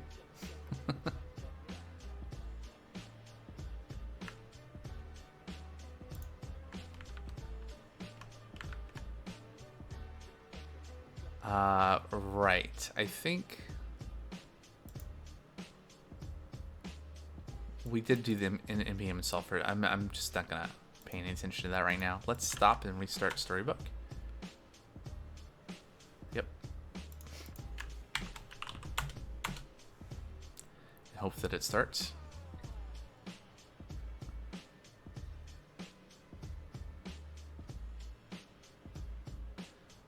So definitely let me know.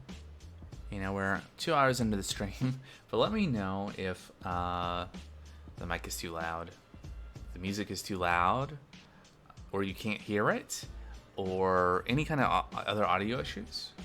Let me know. Like I mentioned earlier in the stream, I have messed with the audio a little bit. The way the audio works in OBS, so hopefully things are okay, but it's kind of hard to check midstream. Alright, so refresh this page. Will it load?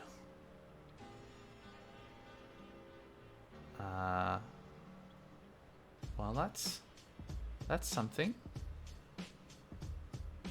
Also not what we were testing, right? We were working on a quick add. Okay, I'm gonna ignore that other stuff for right now. And what we're trying to do here is, can we? Well, which is it? No, it returns a promise. Typescript, you're out of date. Okay, that was ESLint. Start TS server.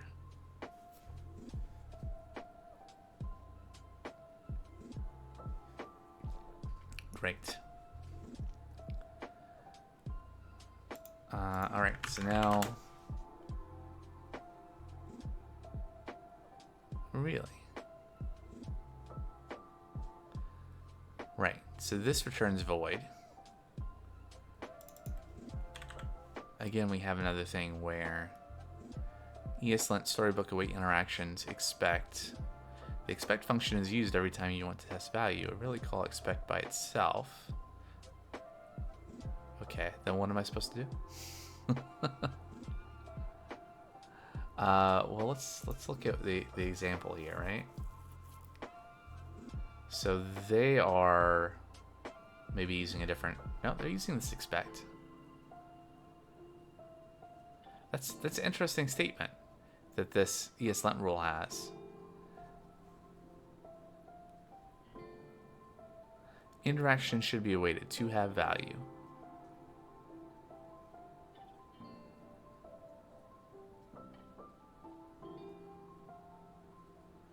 The expect function is used every time you want to test a value. You will rarely call expect, well, by itself. Sure, you would call it and then dot something. Yes, okay.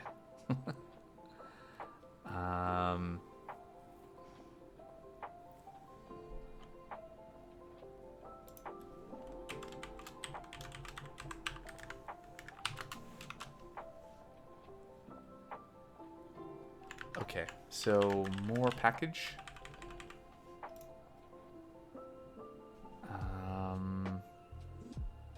What's the other thing that we're using here? Storybook jest. We don't even have that as a dependency.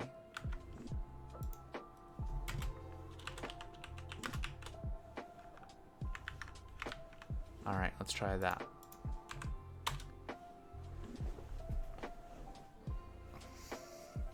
Nope, doesn't exist.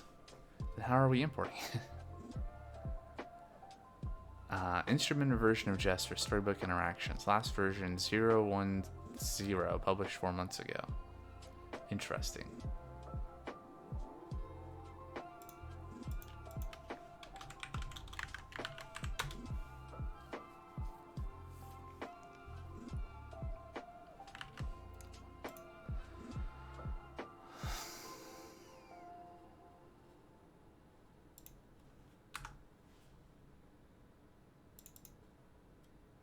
Okay, Storybook jest, declare const expect, type of expect patched.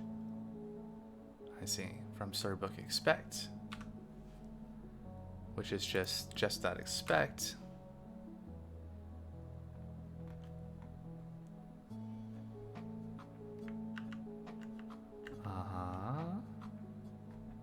So what? Well, I guess first of all, now we're on. Wait, what version? What version are we on? 7.2. So there's.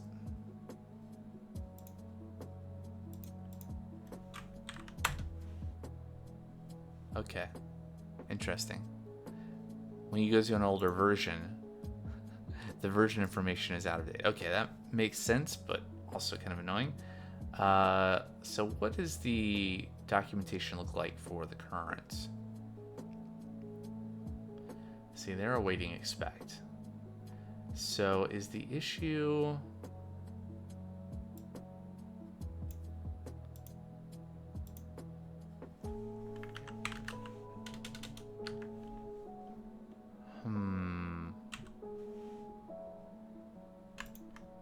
What is the current version of jest? Also, if we are in components, we do npm ls.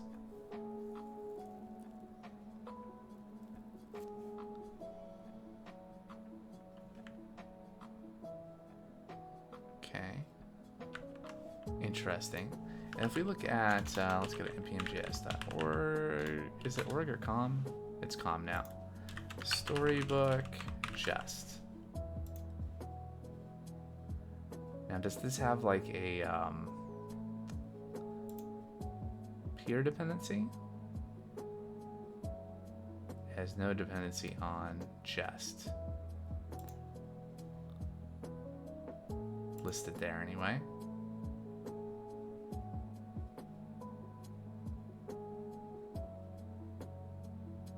Like, what version of jest are we using here? Nothing listed. But this is dependent on something. What is the something?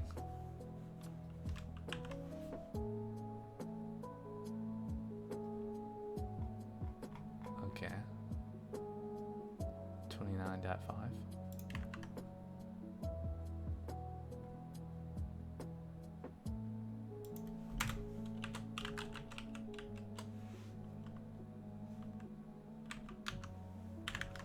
Just gonna keep on trying things until something works.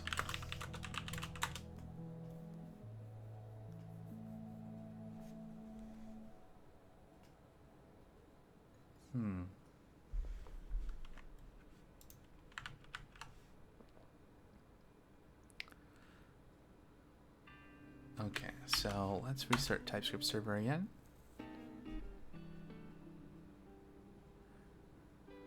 Hopefully reload the type information here.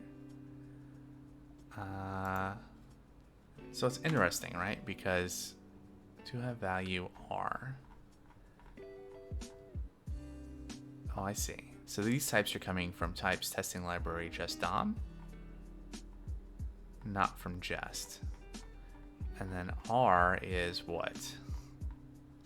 E and R. Great.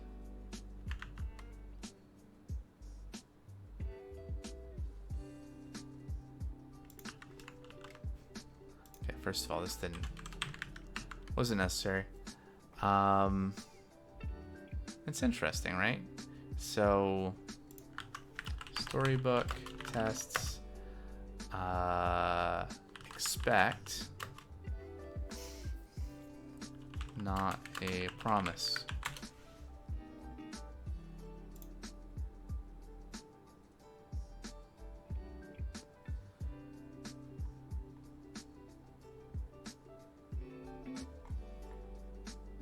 Okay, let's skip to the end.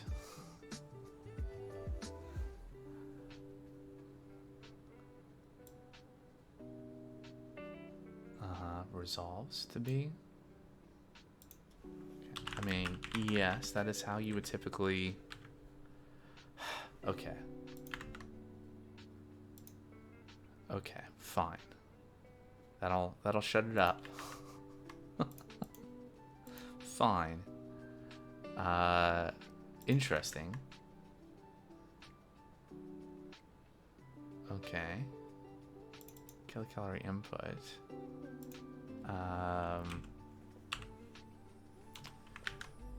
Let's go back to the Storybook example though. Write interaction test.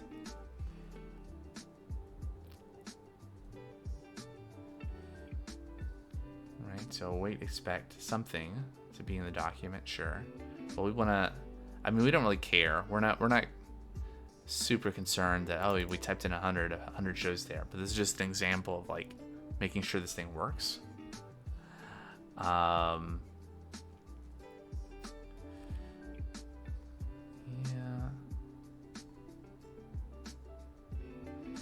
group interactions with the step function.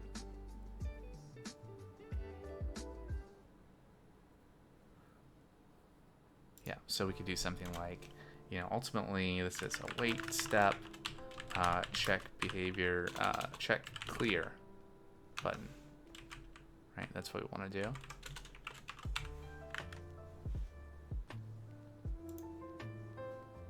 and that fails because we're not getting the right thing. So how do we, what is the appropriate way to get the content of the elements?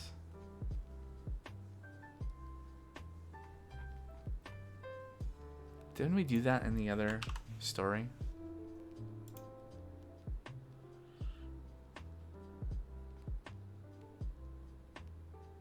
Expect to contain. Right.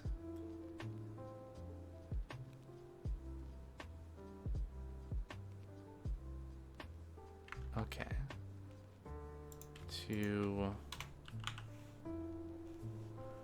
What are our options here? Is there to contain?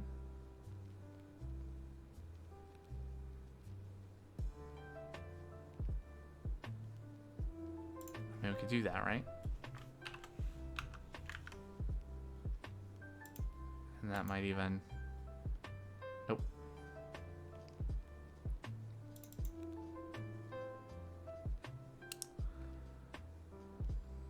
Get by label text. So that'll get the element.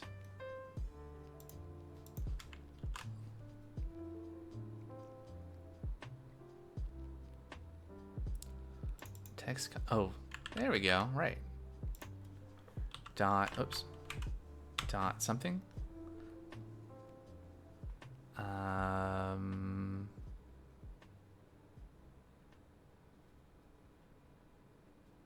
Text content.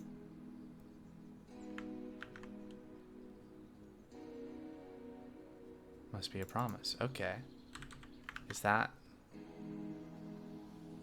Nope. It's unhappy about that too. Wait. No, this is HTML element. Right? That's an HTML element. Right? So how are we meant to do this?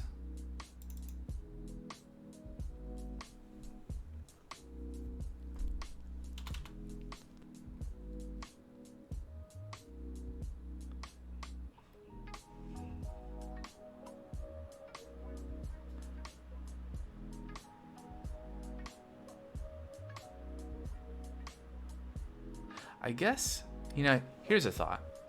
It doesn't matter because this isn't what we were trying to test anyway. If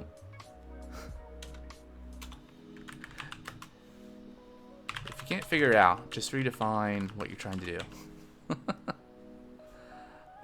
It's not clear, is it? Oh no. Yeah, we just need to provide the input. There we go. All right. So that's the other thing I was noticing here is we're obviously adding things. There we go. All right. See, that works. Anyway, what we wanted to do is we wanted to, I guess this is fine. We'll do this. Then we'll do find the cancel button, and we'll click it, and then then we want to do that, right? How do we do that? This is not going to work for a couple of reasons.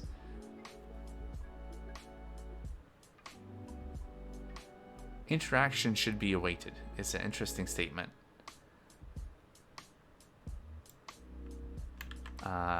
So ESLint Storybook. I feel like that rule is maybe not working the way it's supposed to.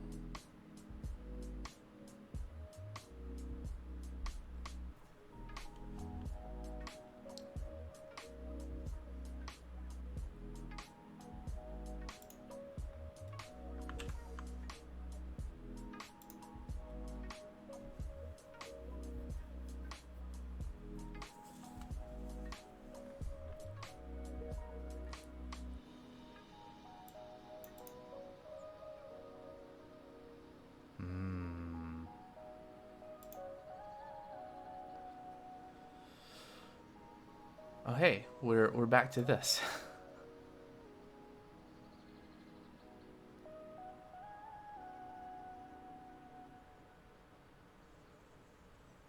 Okay.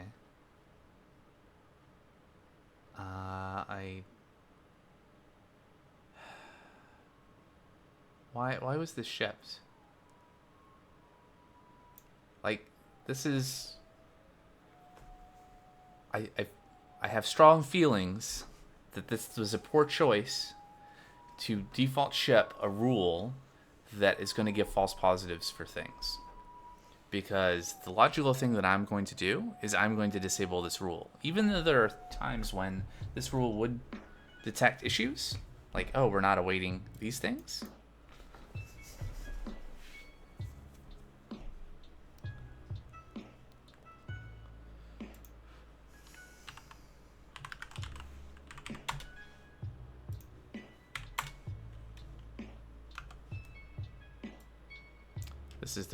Is that the rule in question? No. The rule in question is Storybook await interactions.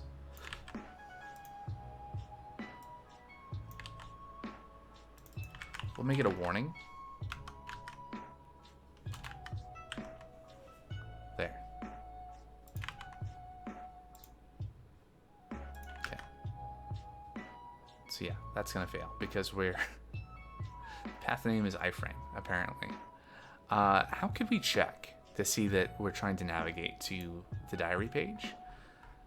Well, we are trying to nav. Maybe if we look at our decorator in preview.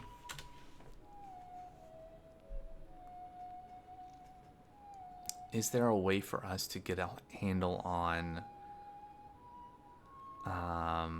maybe...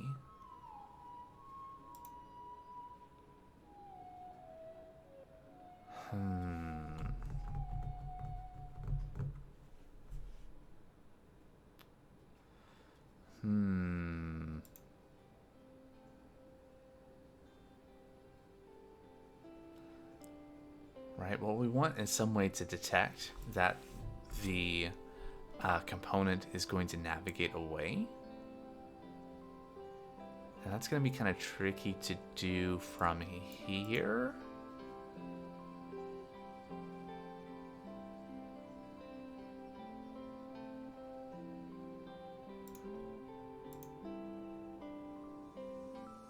I guess we can we can test an effect of that, right? So the effect,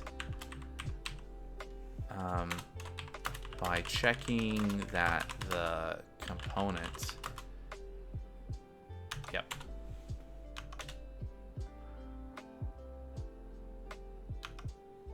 That's an interesting thing you've done, Copilot.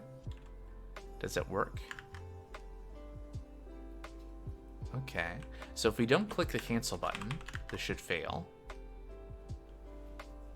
It does. Excellent.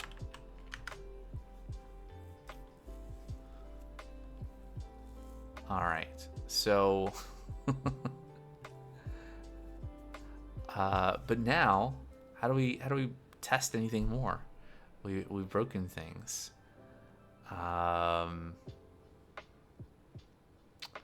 I wonder, there's fire event. What kind of event can we fire?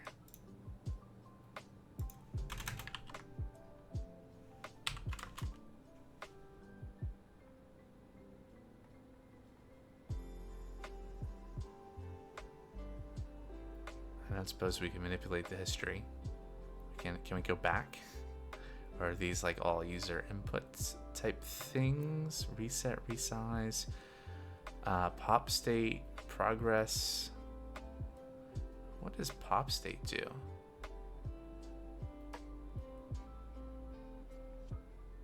That's interesting. Change, can play, collar, animation. Drag, double click, cut, copy, drop, duration. Input invalid, key press, key up, load. Offline, online, paste, pause, play, playing. What does pop state do?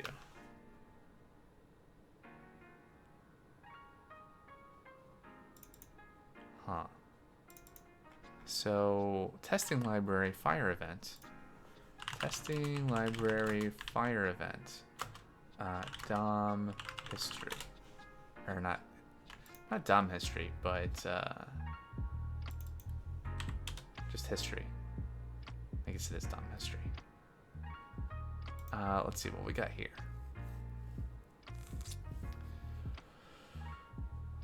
Check out SOC event map for a full list. I think that's what we just did. Considerations.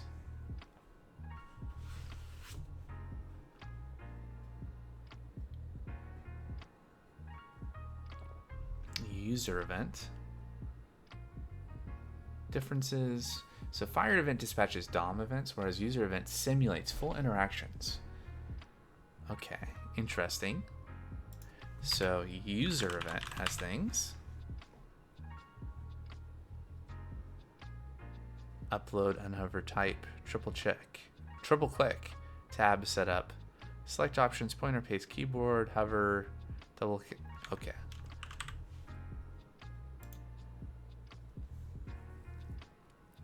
So what does pop state do? There's a, oh, it is a history event. Okay, cool. What is a pop state event? It's dispatched to the window every time the active history entry changes between two history entries for the same document. Huh. So let's just try it. See what it does. Element. Canvas element.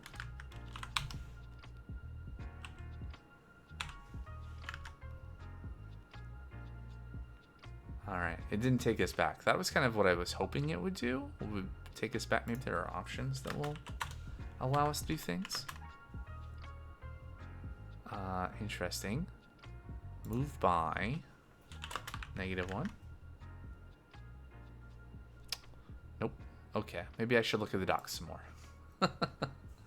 Returns the copy information as provided. Instance methods. Creates a new pop state event. Type options. State. Okay.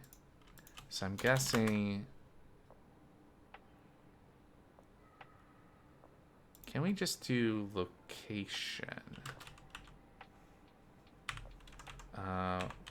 It's just like Mach 1, right? Was where we originally were? Nope. Let's see, parameters. Yeah, Mach 1. Now, I don't know.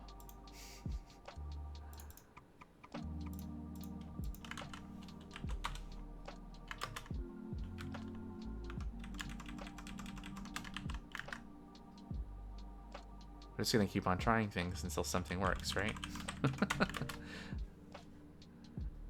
Menu bar, MIME, module, move by, move to.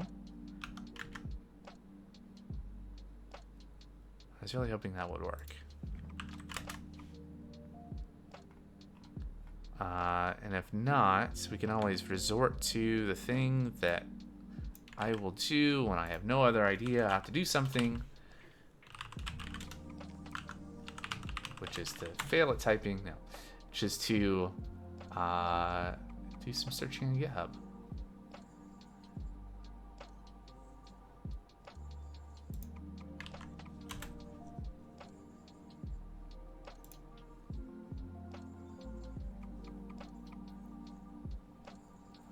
Pop state window. It's a possibility. Typescript. See location, state.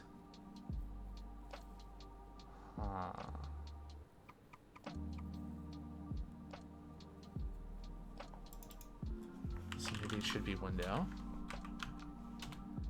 And location should be Mach 1.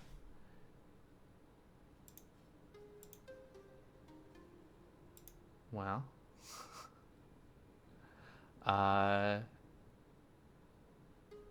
I was half expecting that it might somehow navigate the whole browser. Let's just refresh to make sure things are okay.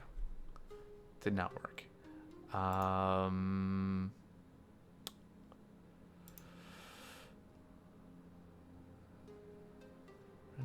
state location.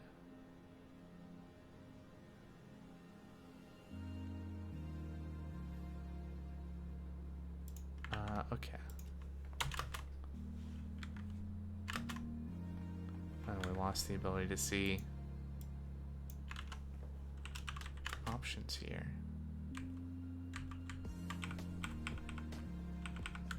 Huh.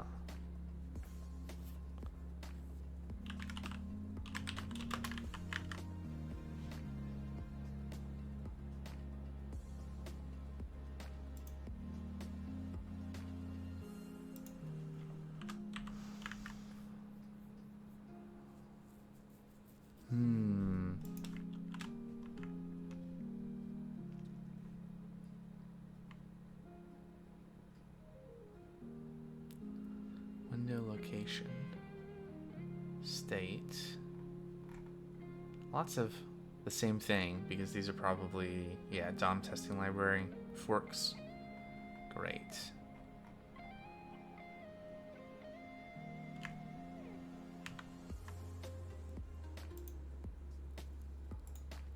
Can we take a look at what's going on inside of this?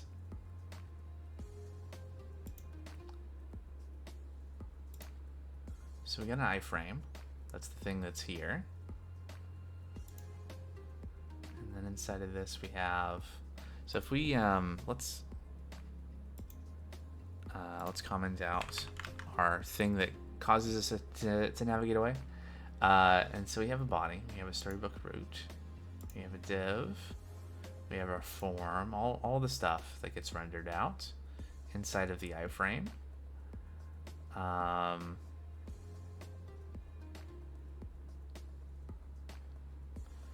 Maybe we do need to do something with state. What are we doing here?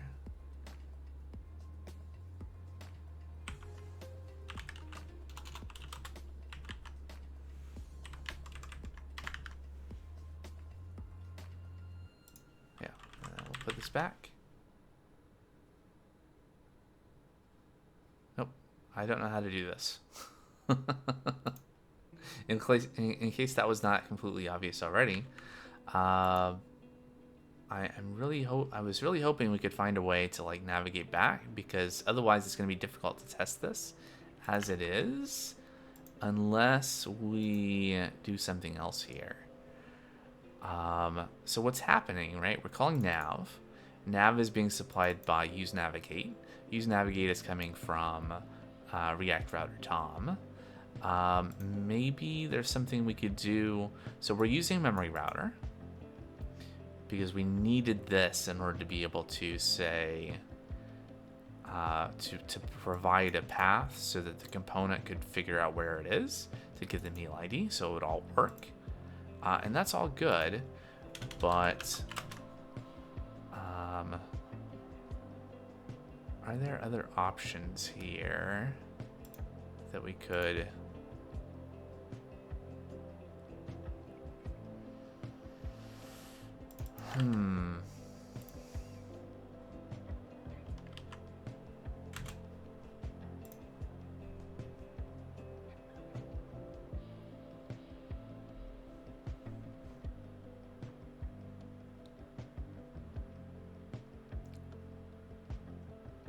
Future.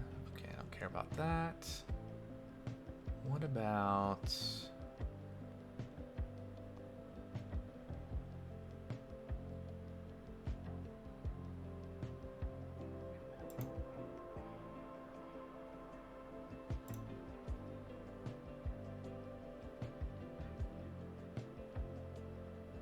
Hey, look. So here's an example using memory router, right?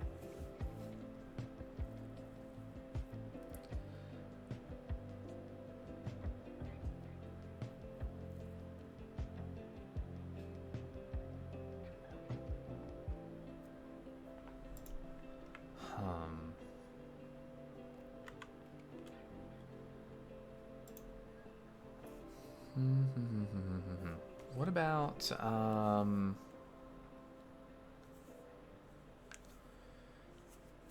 Storybook React router history.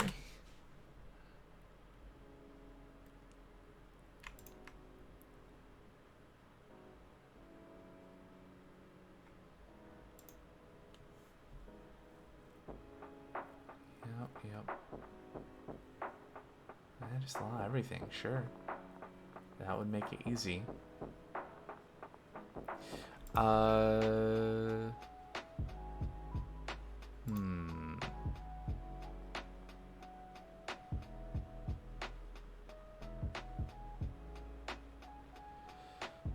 We could, of course, add another route or a default route. That doesn't really bias anything, though. Okay, so we can render something else, but that doesn't help us get us back to where we need to be. And really only the component can do that.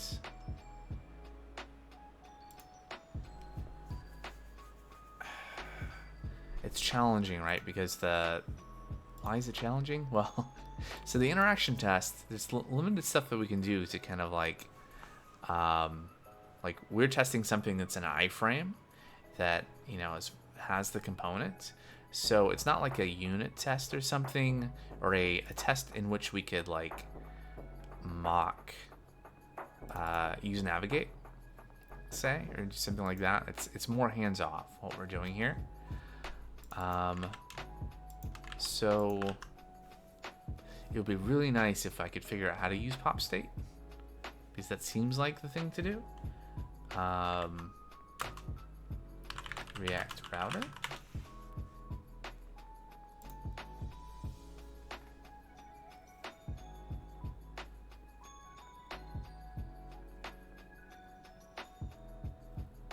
Like, this is probably wrong.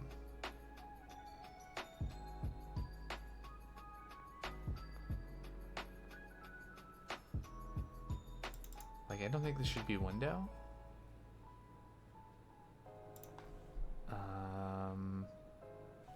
So, Storybook. Canvas element. What is it? The canvas block is a wrapper around a story. That's not what I'm looking for.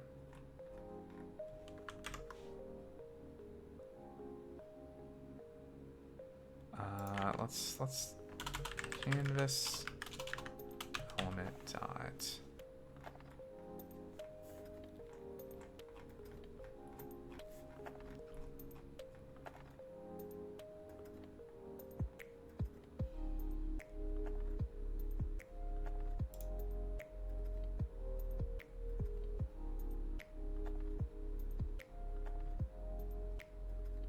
That's an interesting thing that you suggested, Copilot.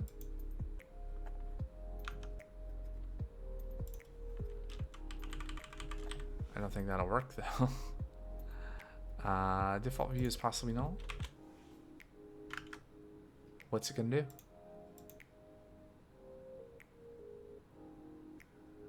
Nothing good.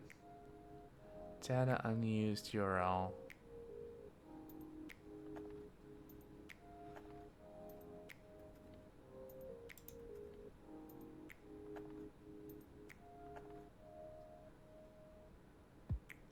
The window object of the active document.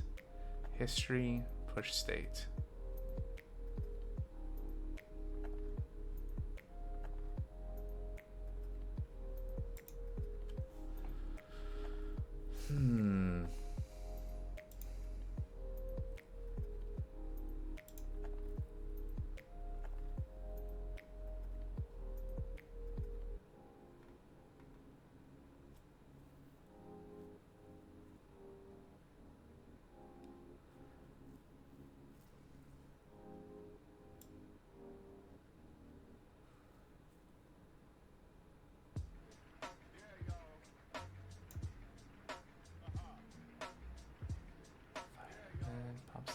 Location state. This looks familiar.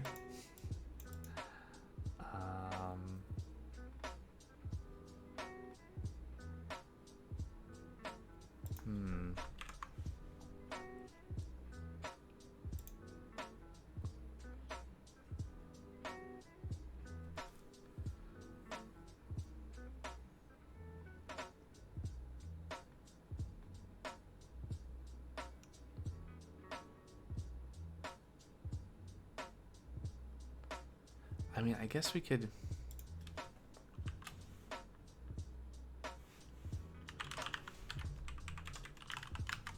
What does this do?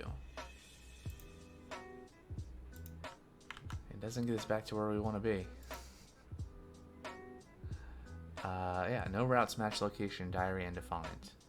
Right, so that's, could have looked at this before, but this is what's happening, right? So we're clicking the cancel button, and that's sending the user to the diary page. And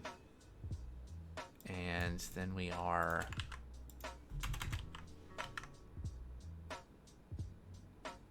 oh, there we go.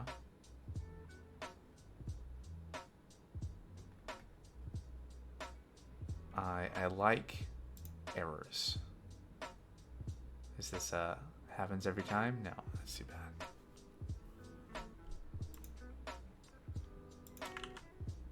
What if we do this here?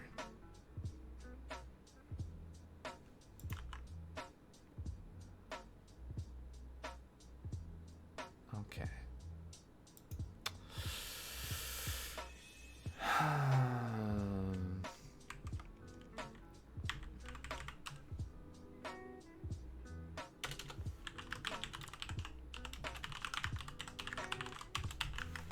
Just need more information.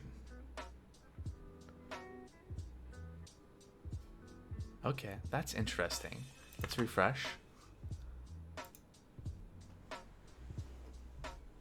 Okay. So yeah. So we can't mess with the window location, right? That doesn't work. But if we did canvas element dot something owner document dot something view, whatever it was, default view, maybe that location. Can we see the location of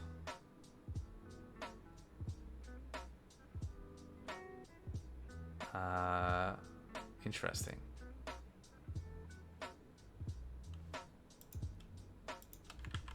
So we still don't see.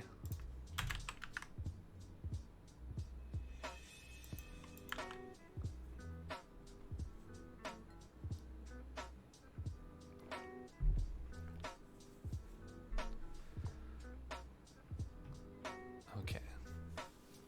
So we're not going to be able to use. Okay.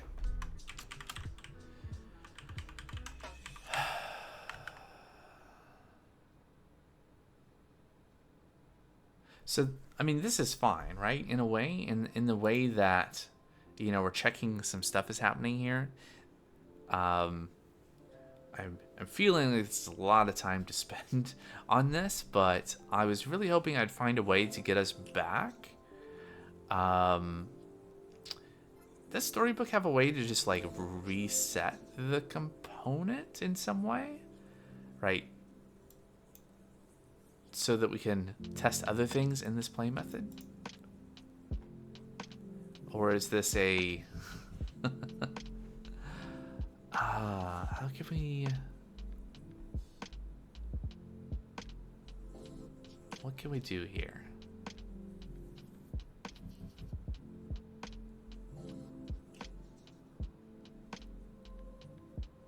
I know what we can do. I think. Maybe.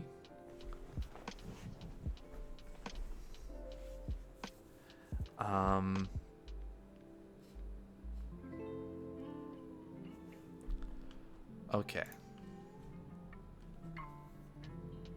Can this work? What if we added another route?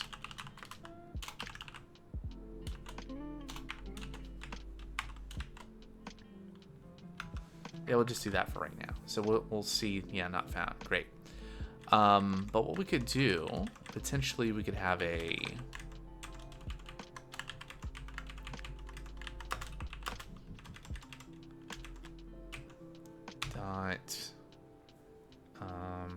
default.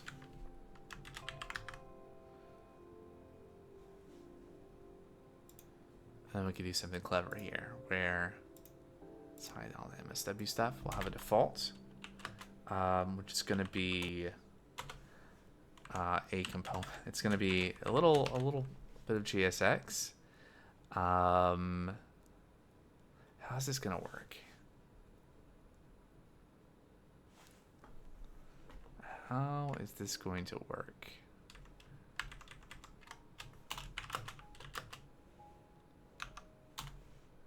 Yeah.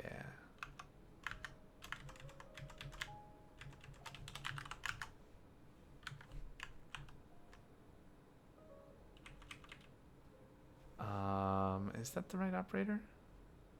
I think so.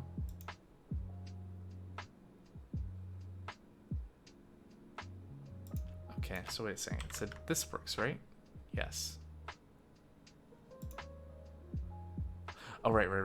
Okay, so what we want to do actually is if we have this, we want to... Calling it is not the right thing. Hold on. Let's do this. Let default element be this. But if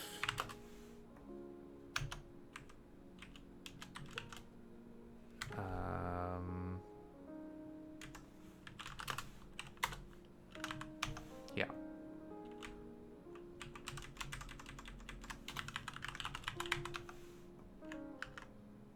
That's going to allow us to have our story take a function component like so, and then we can do all sorts of things. Specifically what we'll do is we will have a thing that will allow us to nav equals use navigate. Will this work? I guess we're gonna find out. Okay. This is gonna be interesting. There we go. Okay. And then gonna be like return.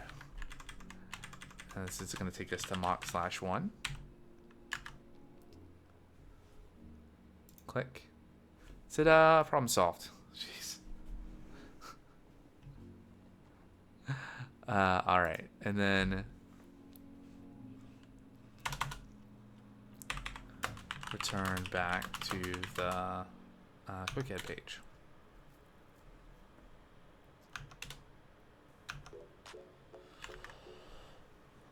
Ta-da!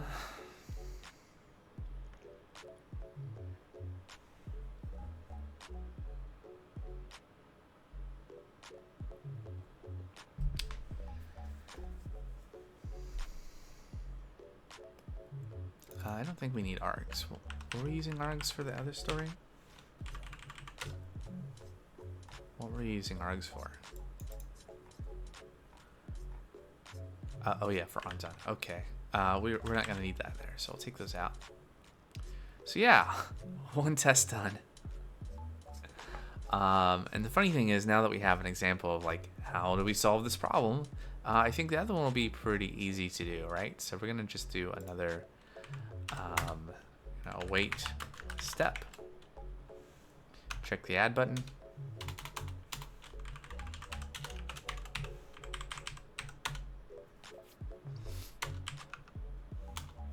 Const.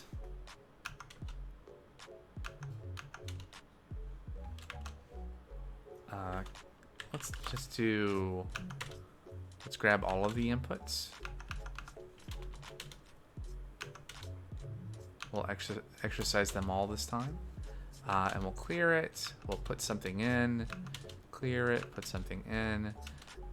This feels like might be something that we'd want to loop over, but I think this is fine for some test code. But let's change the values a little bit. Not that it matters too much, but just to have some variety.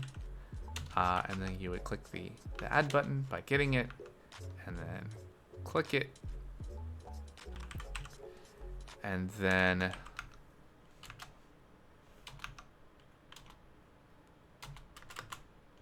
how do we check that it dispatches the add quick consumption action? I don't know that we need to actually check that. I think what we actually want to check that is that it, the thing that's supposed to happen happens, which is the thing that happens when we dispatch add quick consumption, which is that diary.add quick consumption, excuse me, is called.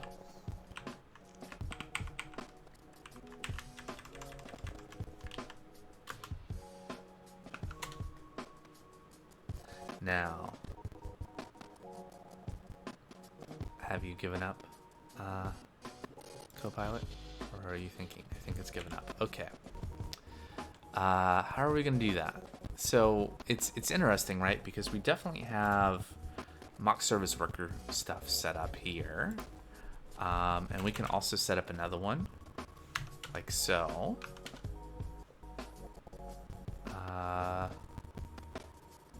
What is this supposed to actually return? What does that look like? There we go. It's supposed to return an object with the created consumption, which does not look like that at all.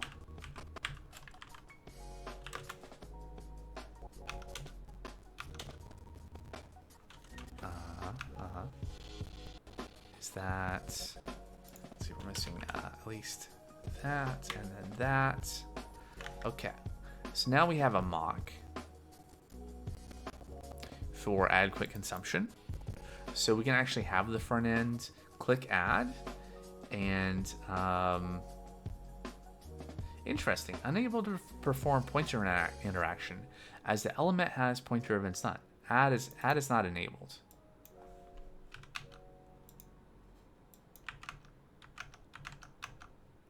Okay, so why?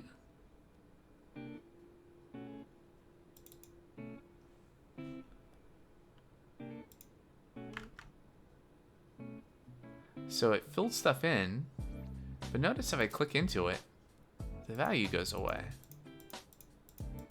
And that normally doesn't happen. Like if I put 90 and then I go back and click it, the value doesn't go away. So what's happened here? Oh, I bet I know. So we click return button, but we're not waiting to get back to the page.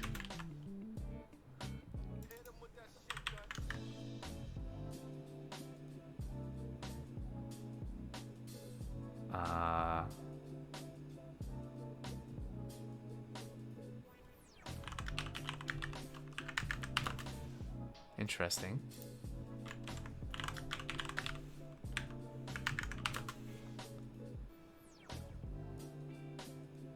Okay, this does return a promise. So what's the issue here? Oh, right, because it's not an async function. Okay. We're not waiting for things to actually happen. Okay. Receive value must be a promise, but we didn't get a promise.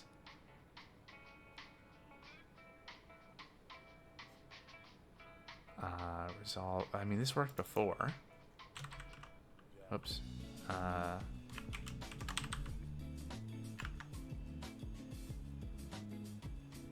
Okay. Resolves.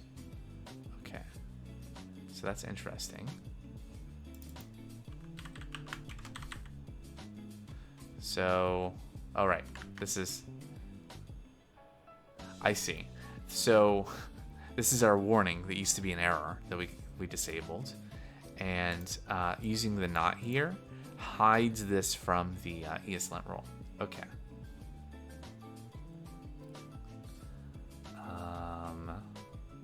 Okay, so we're supposed to be clicking return and then waiting for the element to be visible. I guess we need to get it again.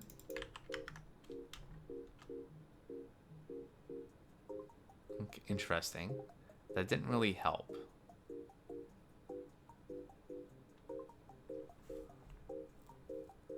Like, so either...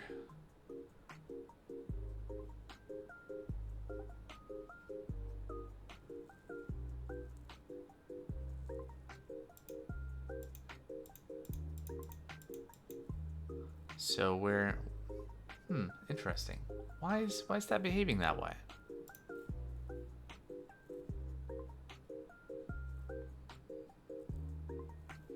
So we have state.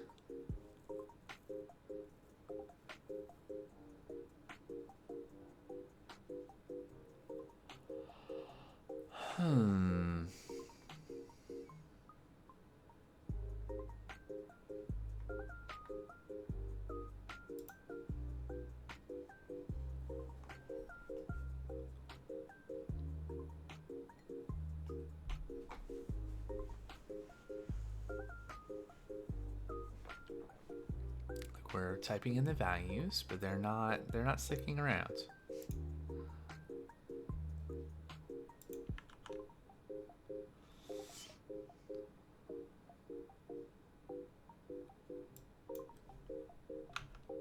Okay. Interesting. Oh, now it works.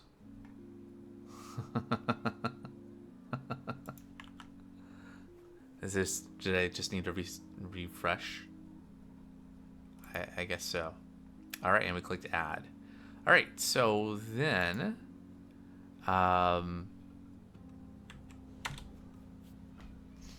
so how do we, so we have this mock service worker thing for Storybook. How do we check it? So Storybook MSW. There it is. This is the thing that we're using, the MSW Storybook add-on. And it's all well and good that we can like mock the backend endpoints. But how do we incorporate in our story a check that it was actually called and what it was called with?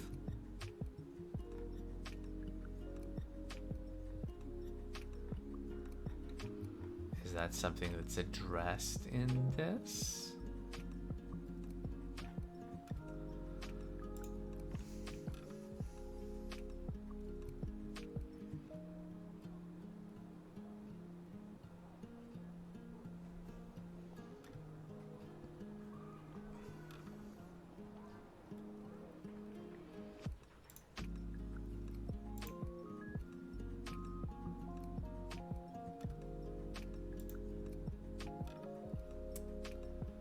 Demos, API call, whole app story, render pages, source. Oh, not there anymore.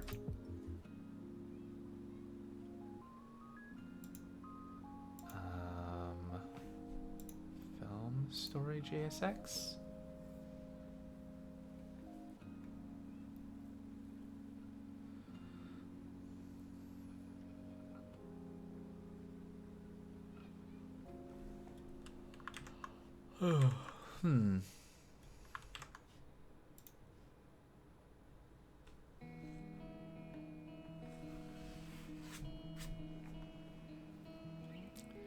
I guess. So is there a way we can test this in a different way? Right? So let's look at the component again. Right, so the objective here is we're going to dispatch, add quick consumption, and then some stuff, and then we're going to navigate, right? So the way this is set up, this is asynchronous, so it's not like this is going to fail right here in the handler should something fail, nor are we getting feedback.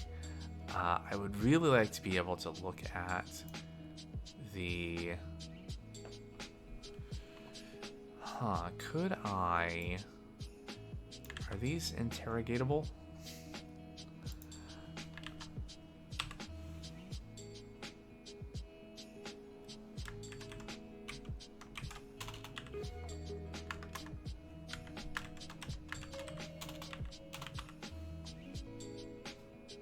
So we can access those things, right? That's the only thing there. And okay.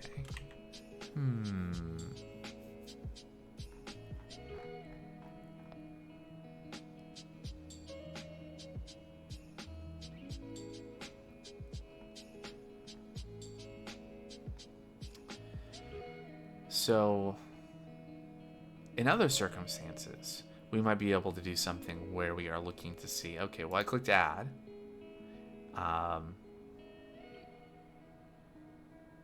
And, you know, we get some kind of feedback on the request, but that's not implemented as part of this component. That's implemented in Redux.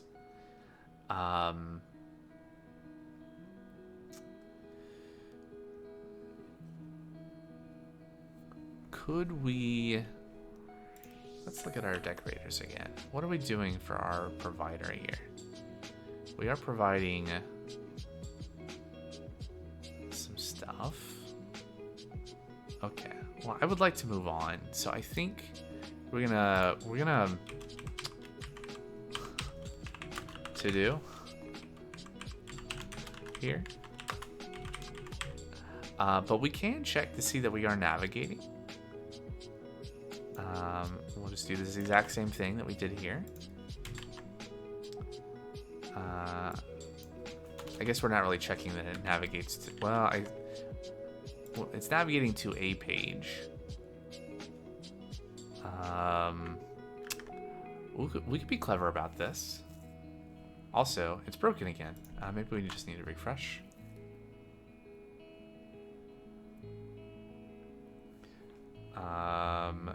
We didn't navigate away though.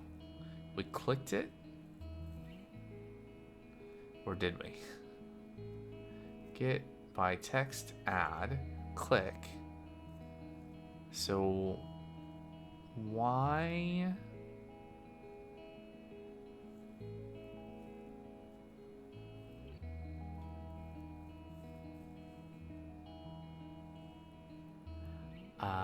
You know, we should wait for the button to actually be active.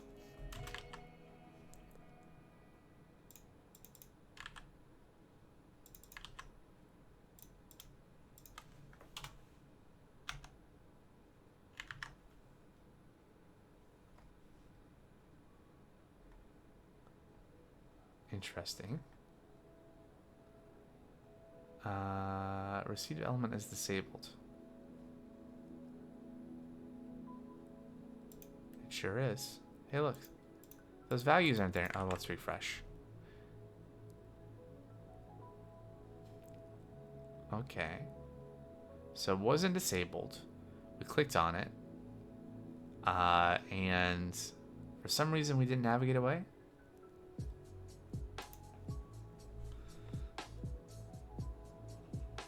That's interesting.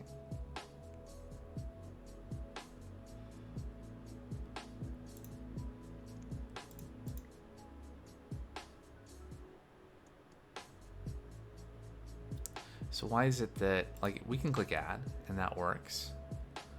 Why does one click work and the other one not? Cancel button. Get by text cancel. Within canvas element, get by text add.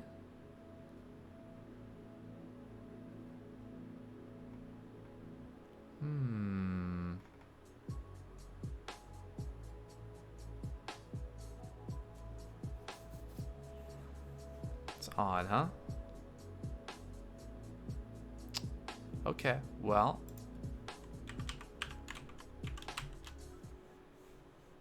So do. I'll disable this one for now.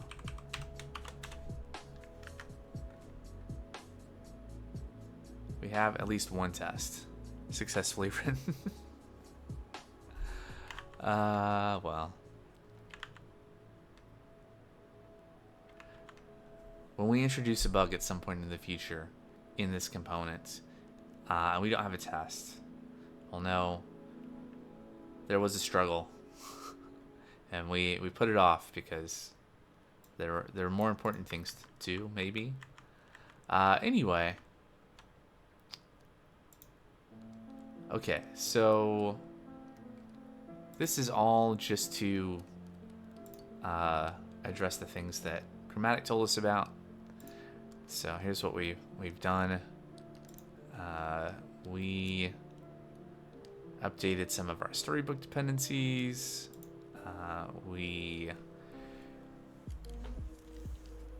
I guess all of the stream has been just working on the Storybook stuff. It's not exactly what I planned, but I guess the plan was kind of working on UI bug fixes anyway, so that was gonna... Why is this taking so long? That was kind of inevitably gonna be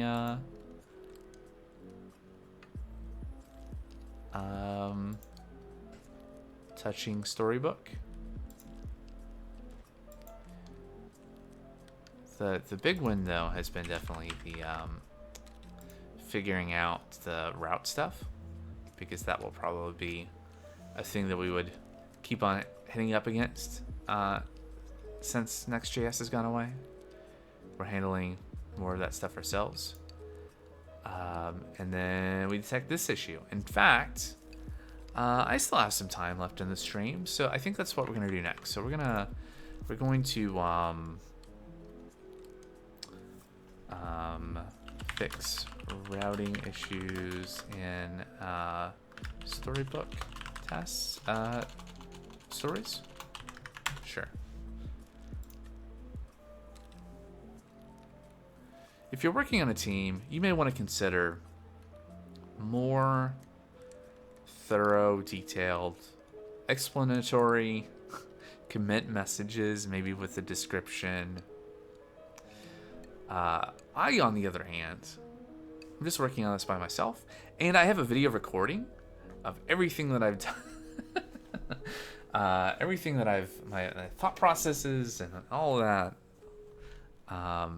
So it's a bit different circumstance. All right. And some of this stuff is going to go away as soon as we can get this pull request merged. Did I push it? I did. All right. So we're going to enable auto merge on this. That'll be exciting. Because I think we're basically done with this. The next step is going to be to fix all of those issues. ChatGPT-4 went behind a paywall? Oh, wasn't it? I guess there must have been. I thought it always was. Or at least, oh, right. So it required like a sign up. You had to agree to like terms of service and stuff, I think, before, right? It stopped me. Now it's $20 a month. It's kind of pricey. What am I paying for GitHub Copilot? I paid for a year of it. This is not sponsored. No one is gonna sponsor me. $10 a month. $100 a year, which if nothing else is kind of fun. It's like having a brand new fresh out of college, if that, fresh out of boot camp, junior dev, but much quicker. Yeah, for the autocomplete. Yep.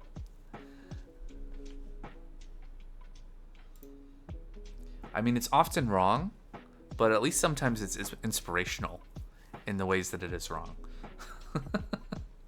It's good for that, I don't know what to do next kind of thing. Although I already have the habits of like Googling things, as you might have seen, that kind of conflict with that. So trying to revive a Twitch extension I made years ago. I remember nothing from TS.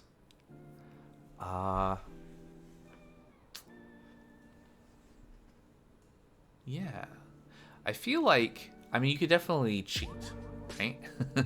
Just like write it as if you're writing JavaScript. Anywhere it's like, oh, well, this type conflicts, you could just use any. Like, you could do that. You can defeat TypeScript. but that defeats the point of using TypeScript, which is that, especially if you're getting back into a project, no one but you uses it. I have things like that, like, well, I mean, that was kind of the intent with this thing, was just being for friends to be able to use this thing instead of pitching, to spending money on MyFitnessPal. But yeah, and then I have like the splash screen I use for the stream is actually a vite front end app using TypeScript, odds and ends. But a Twitch extension, what does the Twitch extension do? I've not really looked at doing Twitch extensions.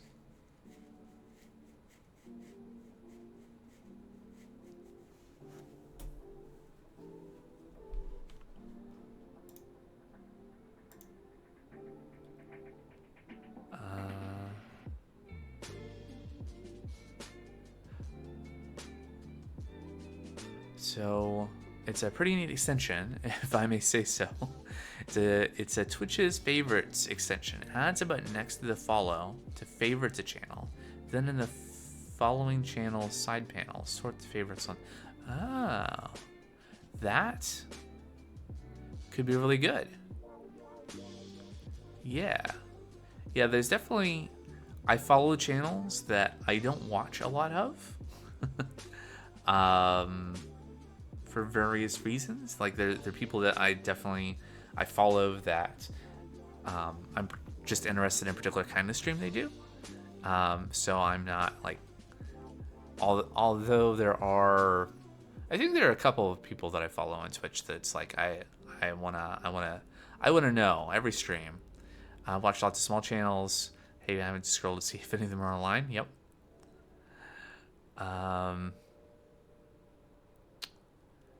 Yeah, no, I think I see how that could be really helpful to have. I'm familiar with Twitch extensions just in like the things for like streaming. I guess I wasn't aware. Do you is that on GitHub somewhere? Is that public, or is that like a private thing? Oh, it's a browser. Oh, that makes sense. Okay. Now it comes together.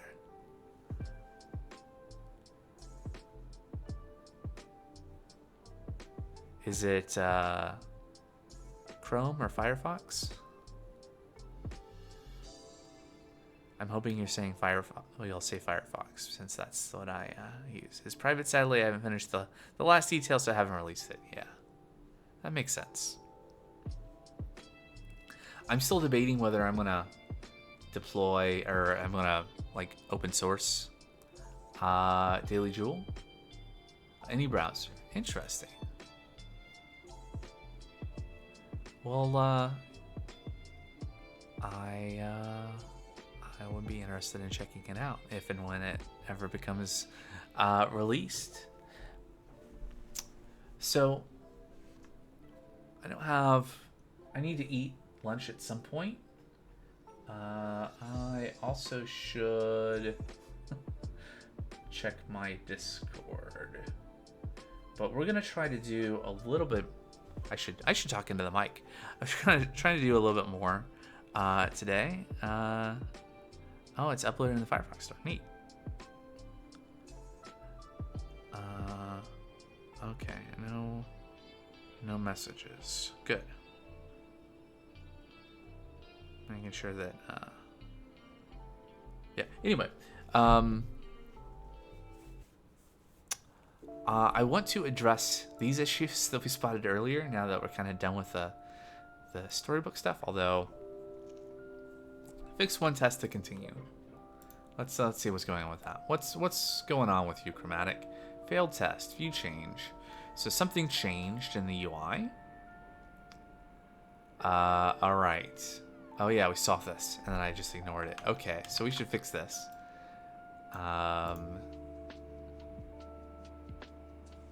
So this was in consumption, add consumption add. So, expected 2K cal to contain 512.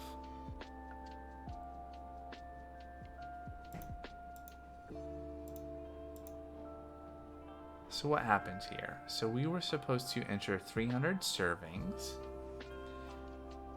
Let's go back to the beginning and we'll step through, right? So we'll go forward.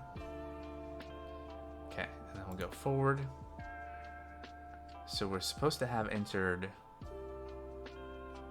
300 1 gram. That's what's supposed to have happened. Hey, this is similar to the other thing.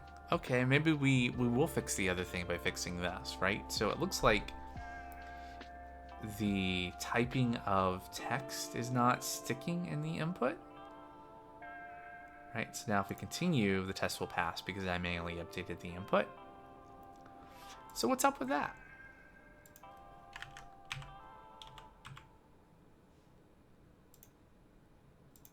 Why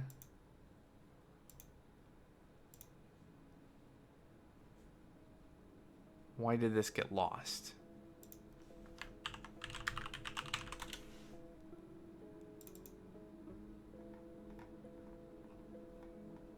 What does it mean? So these inputs are united inputs. Do we have interaction tests? We don't have interaction tests. I mean, they changed the value when I type it in, but it could be...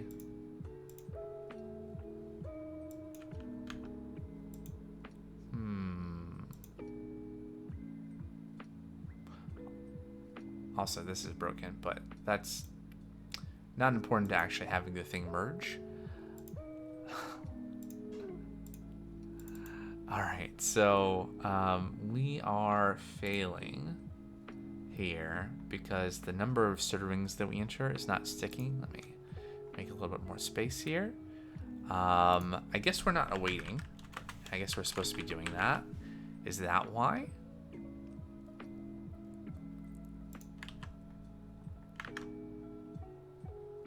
Nope. Now it's just blank. Interesting. What are we doing wrong? Right, so we're clearing servings input. We are typing servings input 300.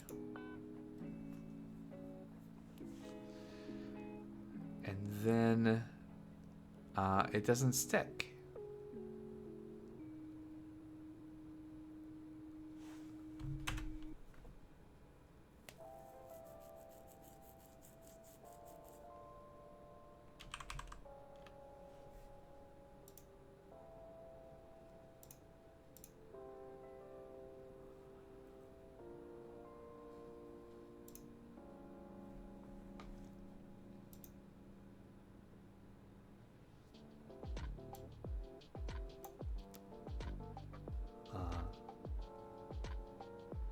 Nope, not helpful.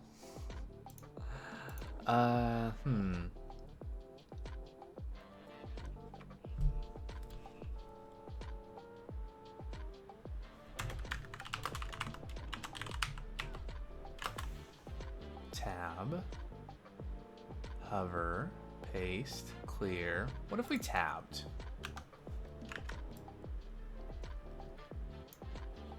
Still doesn't fix it. I thought it might, but can we it's feeling oh hey, look, a full refresh. What if okay, and a full refresh? Oh, okay, interesting. So the tab didn't do anything. Refreshing the page made it work. Why is that? What's going on here?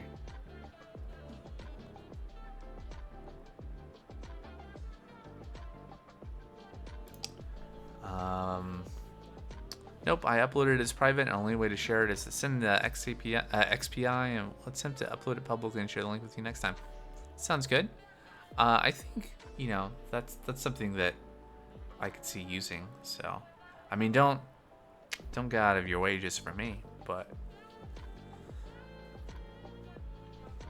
if and when. So Storybook, interaction test,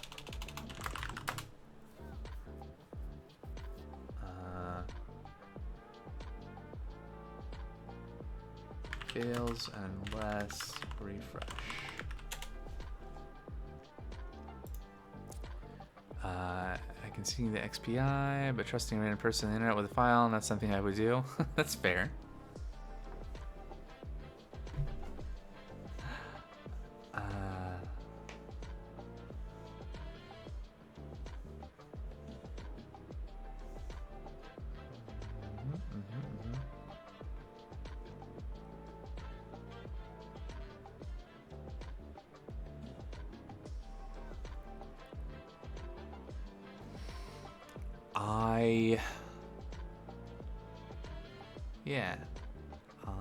I don't know enough about XPIs. Presumably, I suppose there could be anything in there, right?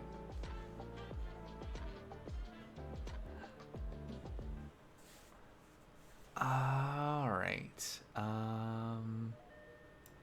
Incompatible library that prevent a canvas mode from running the component correctly.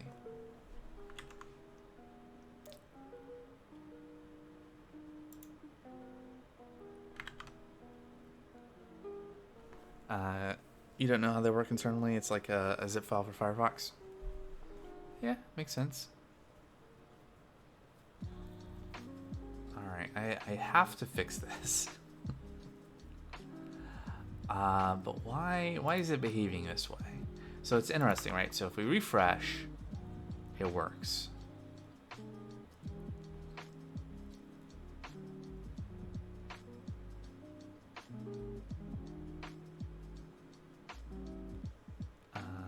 Remind me next time, as my memory is horrible. I will try to remember.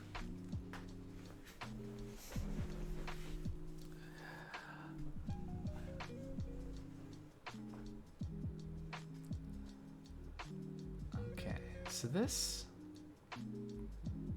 So if we oh, I could just click rerun, right? So if I rerun it, it also works. So when does it not work? If I go to edit and go back to add, it still works. I'm confused. Wait, if I go to the start and I go to the end, it works. I rerun, it works. I refresh, it works. Why did it not work before?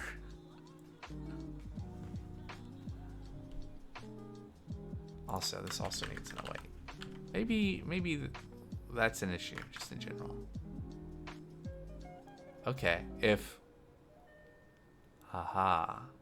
So if I make a code change and I save it, the vite refresh means this doesn't work. Let's check. Do I have a... Yeah, React Vite 271, 3 days ago. What other things are in here that might be significant to...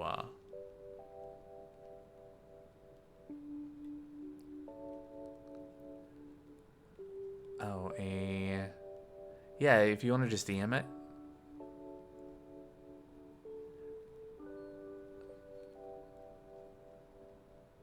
To me. I think currently no one can put links in the chat. Got that locked down. Real tight.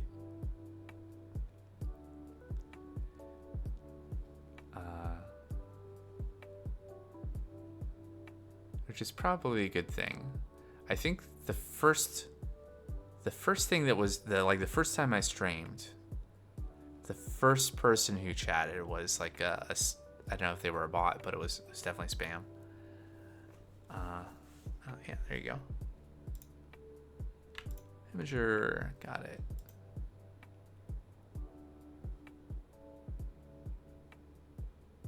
Oh, nice. And so there's a little green highlight. Oh, you made me a favorite.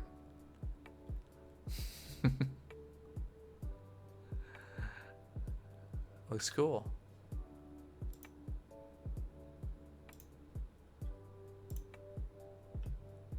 I like it.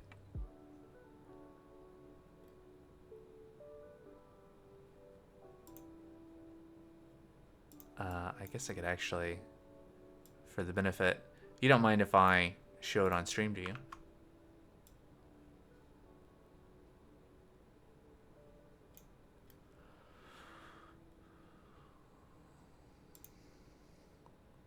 It has a themes functionality, which is work in progress. It's the only missing piece.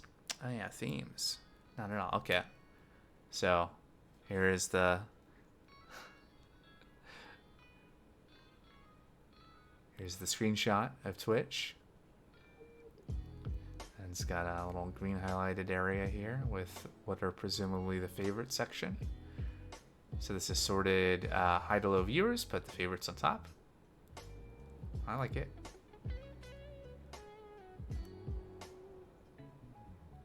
So yeah.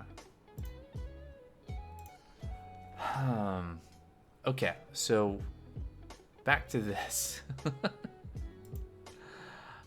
It seems like there's an issue with like hot reload, maybe? Right, which is interesting, right? So this works as is, but this failed. Yeah, I need to get some lunch soon too.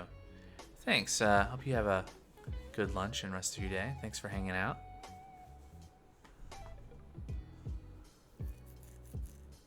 Yeah, it's the same failure. I guess we can just try. Let's just try. I added all these different awaits, and maybe that'll do something. Add some weights for consumption. Story. What are these other warnings? Oh, just that. Okay. What about down here? There should be an await here, right? This should be async.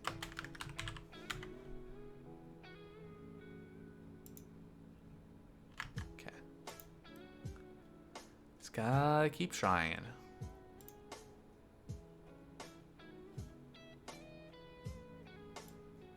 Okay, so while that's going, I do want to go back to some of the backend stuff.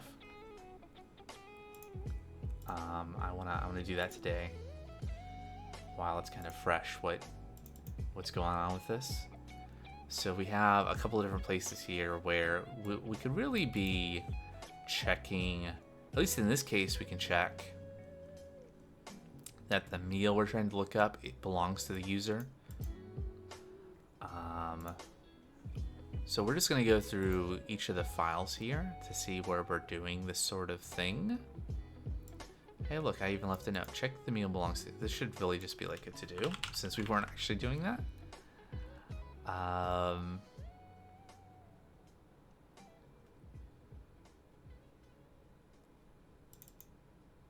right, delete consumption. We were checking here, but so there is something I'm considering here, which is that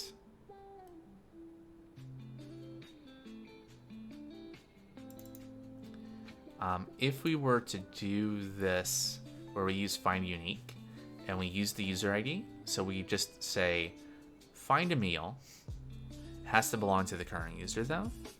If we do that, that might actually be better than having an like fetching whatever is indicated by the ID and then checking to see if it is matches the user ID. Because it does technically leak information about things about other users, which when we're talking about like who cares? I guess you could like probe IDs. You get like density information, at least information, and that's probably not a good thing. It's not really a bad thing given the the context of what the app is doing and all that. But so I'm like essentially audit each of these to make sure that we're doing something like this.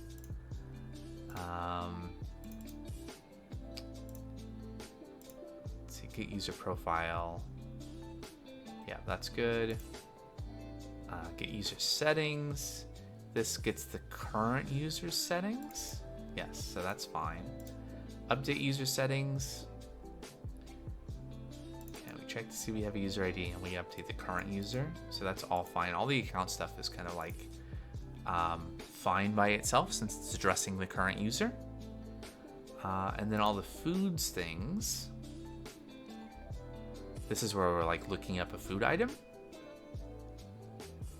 Some of this can be specific to a user. This one, but this is the current user. Like we're not looking, we don't have a thing to like look up other users' foods right now, unless they are marked as verified and kind of like turned into like a shared item. And then find external by. So I think these are all going to be fine. It's really just the diary and maybe the meal procedures. So here we go. Here's like getting a food item. It either needs to be created by the user or it needs to be public. So not created by anyone. And then meals. So this gets the meals for the current user again, not a different user. List, again, the current user. Remove and upsert should also be the same. We're dealing with the current user.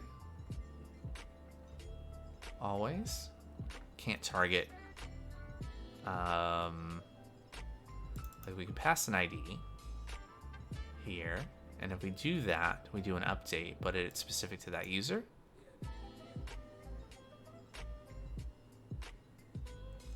We're using label and still a user. Okay, so this is all fine.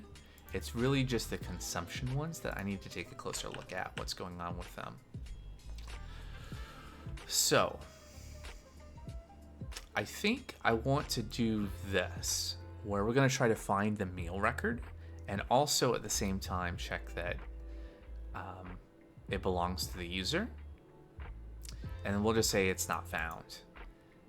If that kind of composite key doesn't match. And we are throwing this here and not inside of a try where we get masked, so that's good. And then we'll look at this one.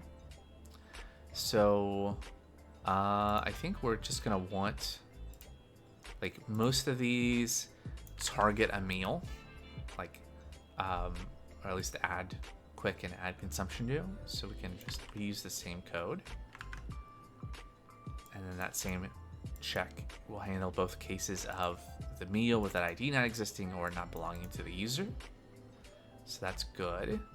And then we create a consumption, and it's associated to the meal ID, which is associated to a user.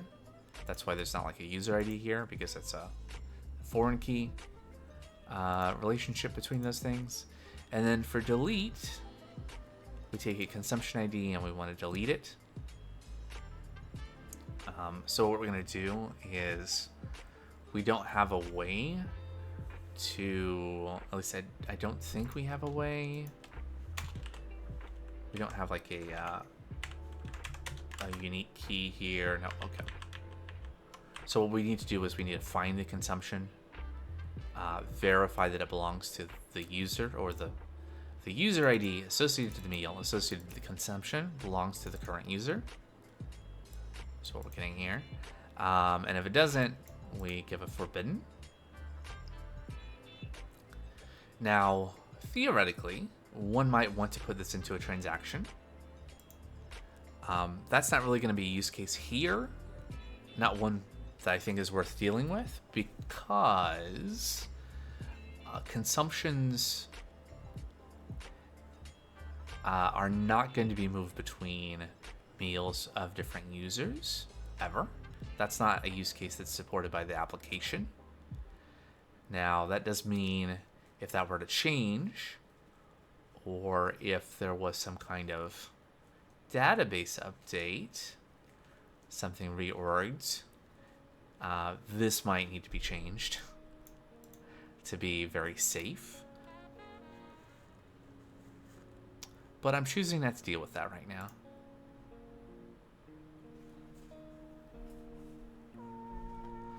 All right, and then git consumption. This is where we're passing in an ID. We get the current user ID. We find the consumption, and then we verify that the consumption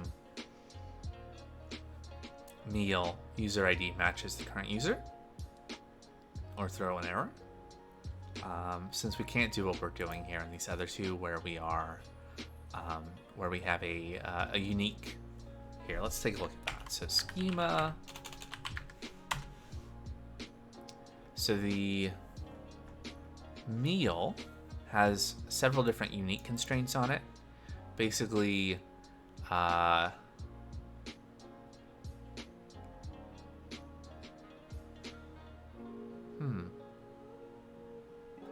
so the ID of the meal combined with the user, I mean, that's kind of weird.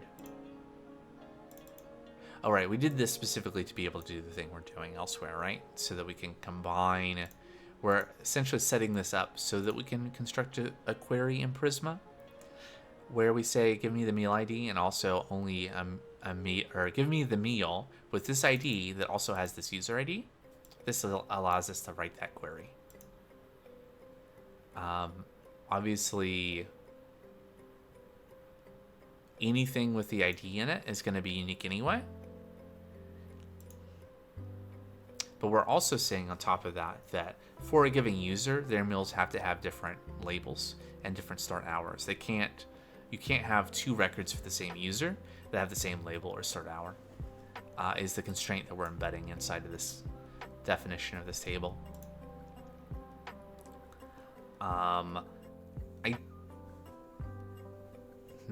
So we do have the meal ID, but we don't have the user ID, right? Because that's embedded in the relationship from consumption to meal to user. So there's not really a way to express the same sort of thing on the consumption, which would allow us to write similar queries here as we're doing for the add consumption and add quit consumption. So that's why we are how we are. All right, so we looked at get consumption. That's doing the appropriate checks. And then list consumptions by meal. We are doing something here. So for some reason, we've decided to take a user slug and a date. I think this was for the convenience of the UI somewhere. But we're taking, instead of taking the user ID, we're taking user slug. Right, because this is an endpoint that we definitely would want to be able to like query a different users. Like this is how you find out what someone's eaten. This is what's in their diary. And we do have checks here because we do have the idea of like having friends on the user. So you can like have your profile set up so that it's either private or visible to your friends, or I think even publicly visible is an option. And so this function, like this logic here, which honestly at some point we should probably like abstract like authorization rules more. But this does that, right? So we have a function here, get user ID from slug. And so we have some logic here. If we don't have the slug, we use what should be the current user's user ID. If we do have the slug, then we look up the user. If we fail to find the user, then we don't know what we're supposed to be displaying. Otherwise, we return the user ID. So that logic then gets used. I lost where I was. Oh, it's the list consumptions by meal. All right, because that was in the same file. So this is where we're then like, okay, we had the target user ID. If we did actually get it, if we are allowed to see, whoever we are, we're allowed to see this target user, it might be ourselves. Then we can proceed. We get, this is, so the database model doesn't have, like, we don't have a diary day kind of concept. We just record consumptions and when they occurred, right? And then what's in on a given day's diary is based on, you know, for your time zone, which ultimately, like, the front end is responsible for telling us, wait, how is this supposed to work? I see an issue, maybe.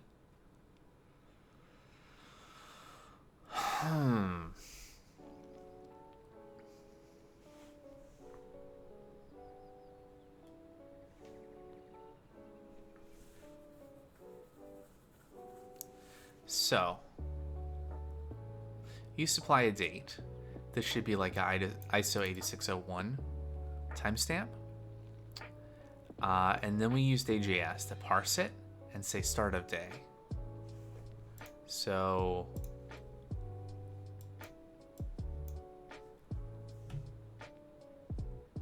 uh, 0000 today, but in what time zone? It's pretty important.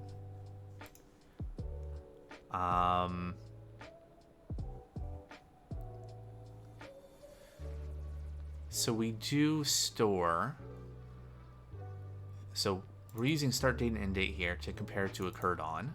Occurred on is a column in the table that is stored in UTC.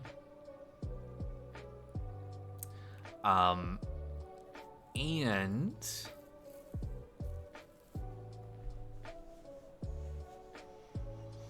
so,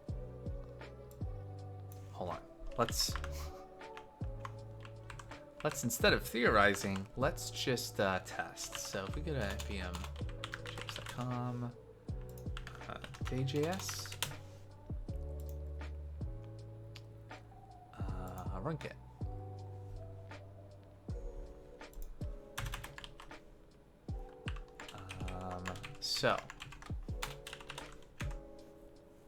So is the front end, what's it gonna send? So let's see. Let's say the front end sends back ISO 8601. So it is 08. What day is today? The 6th. T and let's say, I don't know exactly what time it is UTC, but let's say 1800 Z. And then what are we doing with, we're doing toDate.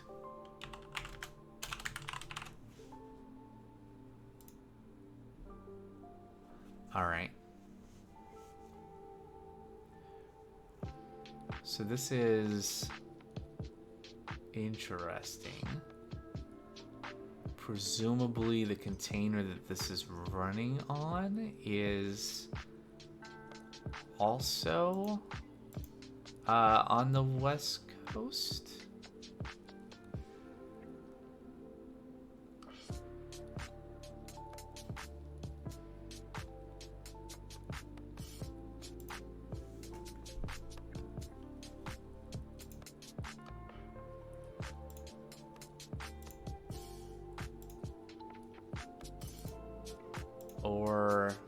Or this is clever and it's detecting my time zone from my browser and sending it back to the back end.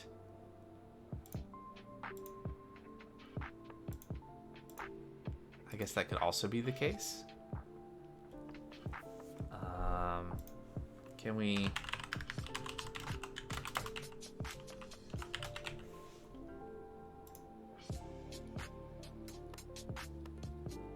I'm confused.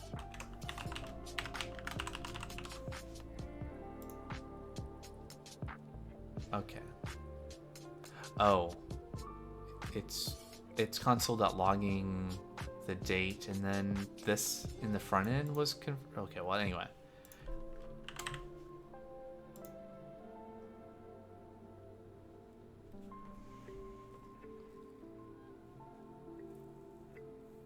Interesting. I did not want to click help.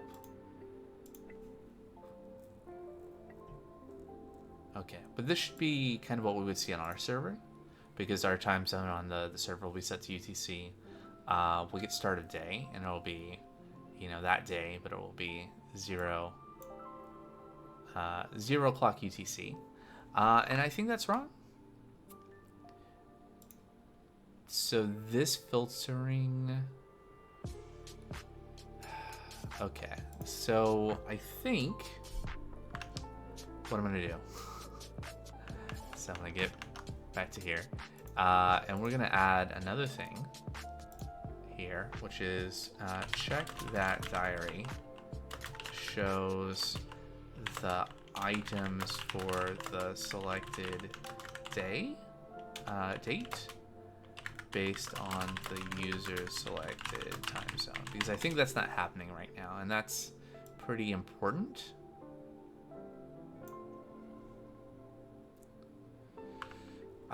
In a couple different ways, right? So when you're creating the consumption item, it needs to be converted, like it needs to be represented as a timestamping UTC, so that it can be stored, representing the point in time that represents the point in time wherever the user was, right? So if they're, in Japan, whatever time they are locally, that has a corresponding time UTC, and that's what gets stored.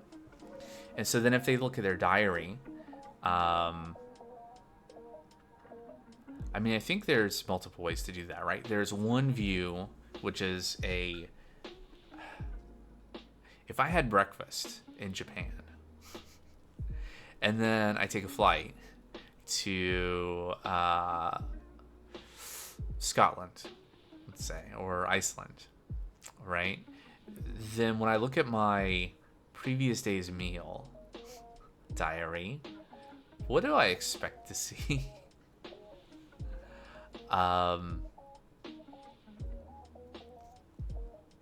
Like, how long ago was that meal?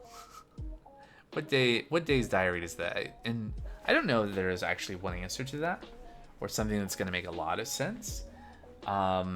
If nothing else, the consumptions are linked to a particular meal, which would be like breakfast, lunch, dinner, or whatever you've configured, since it's configurable. And those links will stay there. What it's going to affect, though, is which day's diary the item shows up on.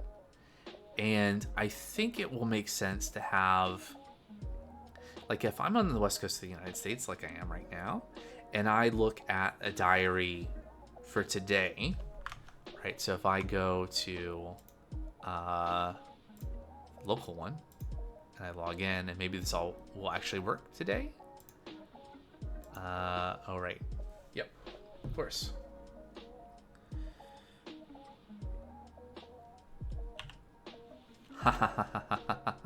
Why is it not mass Discord?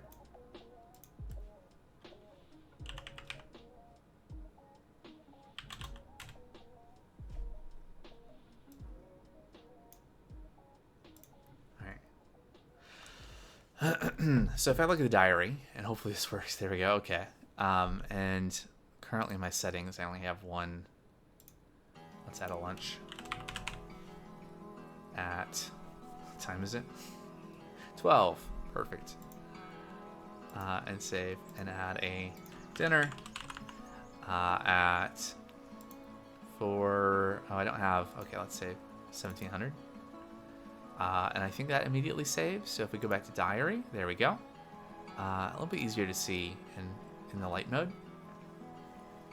So like, if I add a breakfast item here, when I add an item to today's diary, it gets linked to the meal type, but it also is recorded like when it occurred. When did that consumption of that food item occur?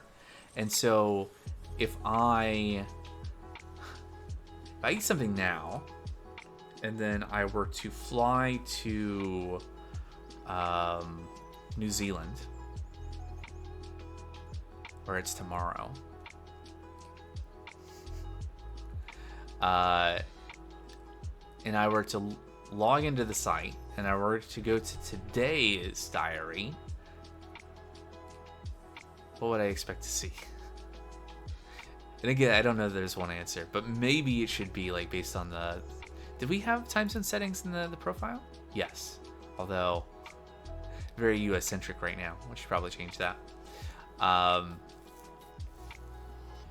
But I would expect, like if I changed this to this, and I had a midnight snack, that changing the time zone might affect what shows up as on being on one day's diary versus another. Would I expect that? I don't know. I'll have to think about that some more. Anyway, that's... The reason I made that as an issue on the backlog is because I don't know the answer for that right now, but I just wanted to note that since we're saying... I can also copy as GitHub permalink. There we go. And we'll put that in the issue as well for future reference. How should the diary work? is the general question. Anyway, so we were trying to just like audit these endpoints to make sure that we are checking that the user is allowed to see the information, and that we are checking that the information being pulled is associated with the user. Which we're doing here. Like we have the target user ID, and we've already checked can view. So any data that we pull should be either a link to the user, or it should be linked to this meal or meals that we're pulling. Here we're just like munging the data coming back to return it, so that's fine. And then here we have an explicit check that the user associated with the meal, associated with the consumption, it matches the user ID of the current user. And then update consumption, we are specifically looking for a meal that's associated with the current user, and we're failing if we don't find it. And then we're finding a food. Now,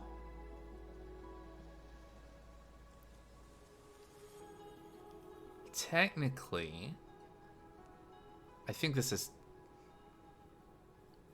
probably fine. I'm not too worried about it. Technically, we have the concept of like a food item either being created by a user or being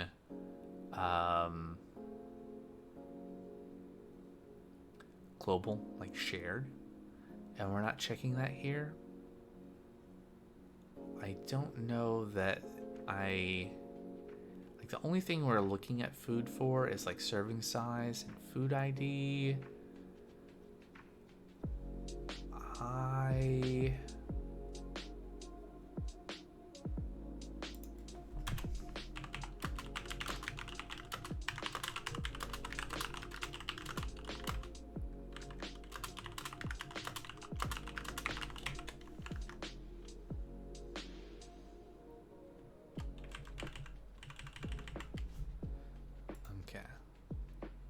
I'm gonna try to stop also just leaving it to do without creating an issue as well.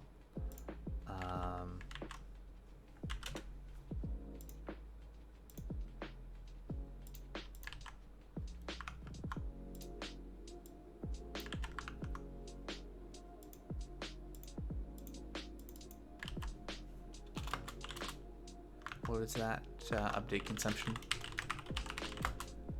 Procedure. tRPC. Procedure. So that's an open question. Okay. How is the pull request? Okay, UI review pending. UI tests changed. Okay. So what changed here? So this is having some problems with our font, apparently. But we verified elsewhere, like locally and in Storybook, that it is working fine. So this seems to be an issue with Chromatic specifically. I'm just going to accept it for now. That probably is going to mean that in the future we're going to get another thing.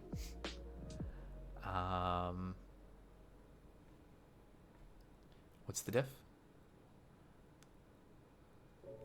Maybe like letter spacing, or did the font? No, letter spacing change somehow. I don't know. This sometimes happens, and I would prefer it not to, because it's like something changed. I don't know why, but I'm gonna live with it. And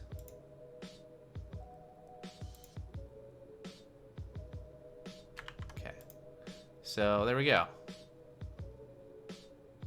This branch cannot be rebased due to okay, rebase failed. Okay, fun. All right. Okay, so let's. So the only thing we really changed was this query here. Let's just go through this in, and then we'll do a rebase, and then I think we're going to be done for the day. I'm going to start shutting some things off. The issue that we were trying to resolve, we didn't convert to an issue. Let's make it an issue so I can mark it. 240. Fix 240. All right, and then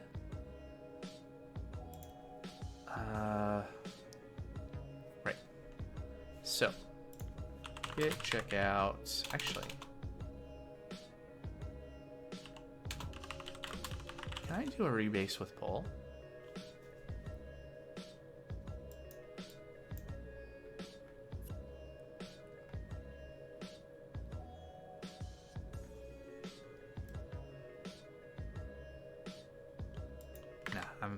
I probably could, but that would involve reading more. Do I use develop or do I'm just using main, aren't I? Yeah, just using main.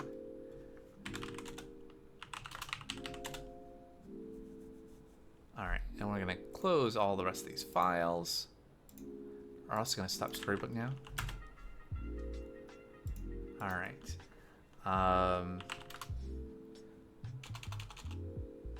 Right. Git checkout NextJS removable. Git rebase main. Yeah, of course the package lock has conflicts.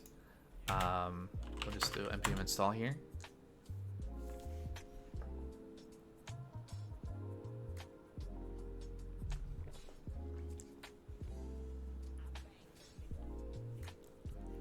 And hopefully it's just that, it should just be that top package lock.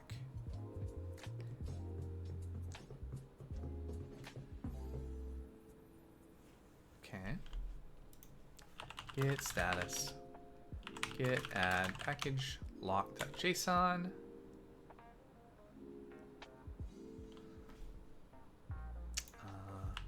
We can get rid of components in node modules. That shouldn't be a thing.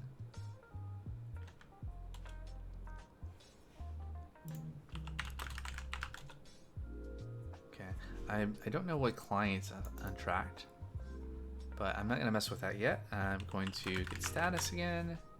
We did add, yeah, okay, so git rebase dash continue.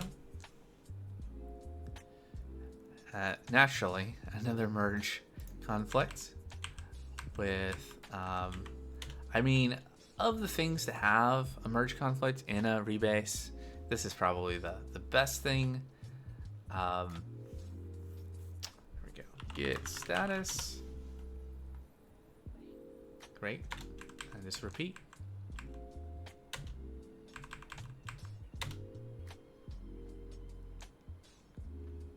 All right.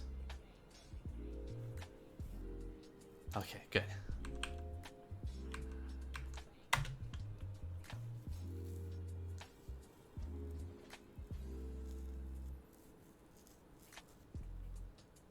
So what happened is I think I merged something into main, one of the dependabot version updates, and so that updated package lock, and now I gotta do this over and over again until we get through all the commits that have happened since the touched package lock. All right, so git diff origin NextJS removal. So the only thing that should be different here is what's in package lock.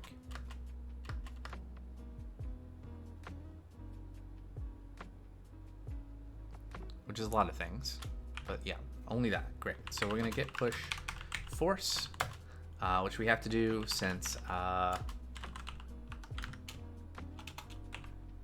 it's a rebase, so we just like recreated all the commits to have a different, you know, originating commit.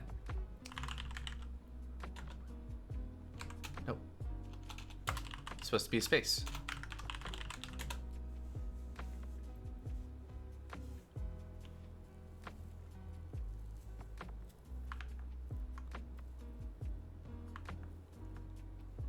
All right. So there we go. There's the force push. Well, re-enable auto merge.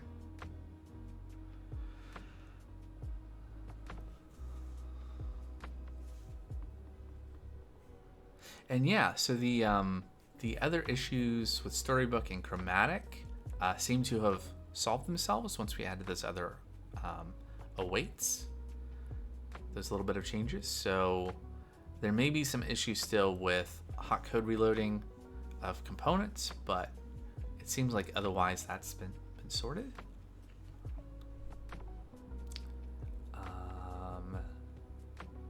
So I think this is going to be it. I'm gonna sit here on the screen, see this actually working before we end it. But next Sunday, what are we doing? Probably next Sunday is going to be working on Docker things and deployment things for the app. Going back to what we were doing before this whole NextJS removal effort happened. And then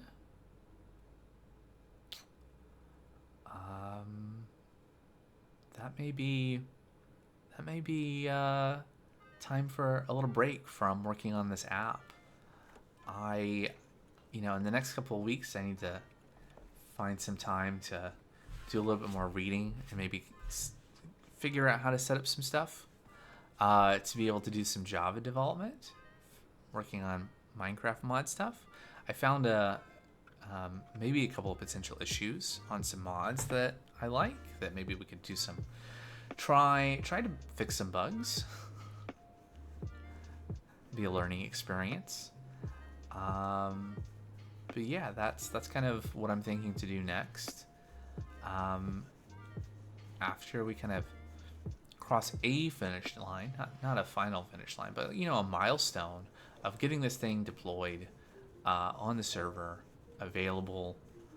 I'm probably not gonna allow like public logins, but just have a select user base. The main thing with this app was mainly just something for me and some friends to use, rather than having to pay for.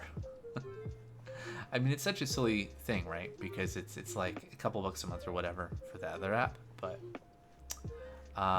it really is more of a chance to mess around with some things that I've not had a chance to do, especially lately, and maybe get something kind of fun out of it, and it turned into something to be fun to stream as well. So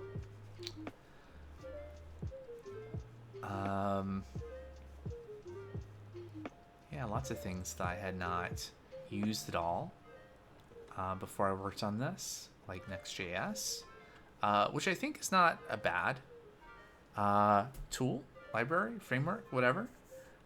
Just not suited for where I'm hoping to eventually go with this app. And I've used Storybook before and Chromatic and some of this other stuff, but not with Mock Service Worker, nor have I used tRPC before. I guess I'd not used Prisma either before, but similar kinds of query building ORM type things. So lots of new things, lots of challenges to date. We're just waiting for the UI test to pass here.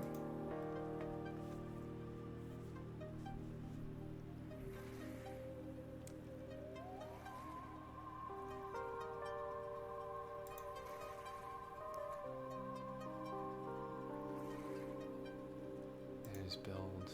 Okay, that's what this is.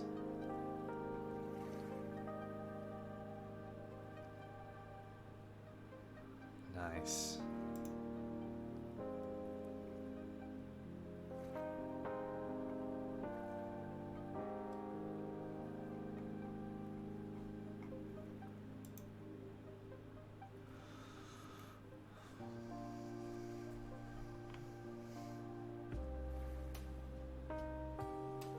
It'd be really interesting to get the barcode scanner component to work with Storybook. And actually, I don't know how you would do that. Somehow stub out the media API, whatever it uses.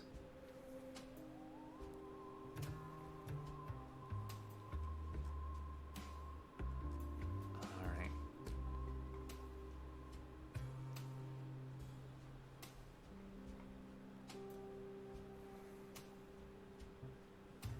Oh, okay. We got a progress bar. That's good.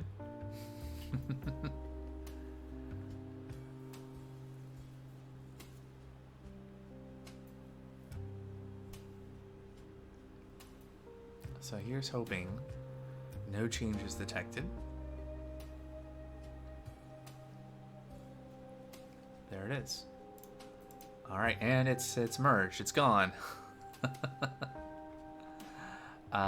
What's really nice is that should close some of these dependabot things since we already did upgrades.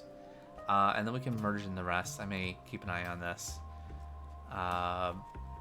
between now and the next stream. But yeah, so next stream is going to be working on deploy stuff, Docker stuff, and figuring out what's might be missing that we might need to address. And getting into something like a finish line. So again, thanks so much for watching. Tin Dobry, thank you for the follow. And until next time, take care. Bye-bye.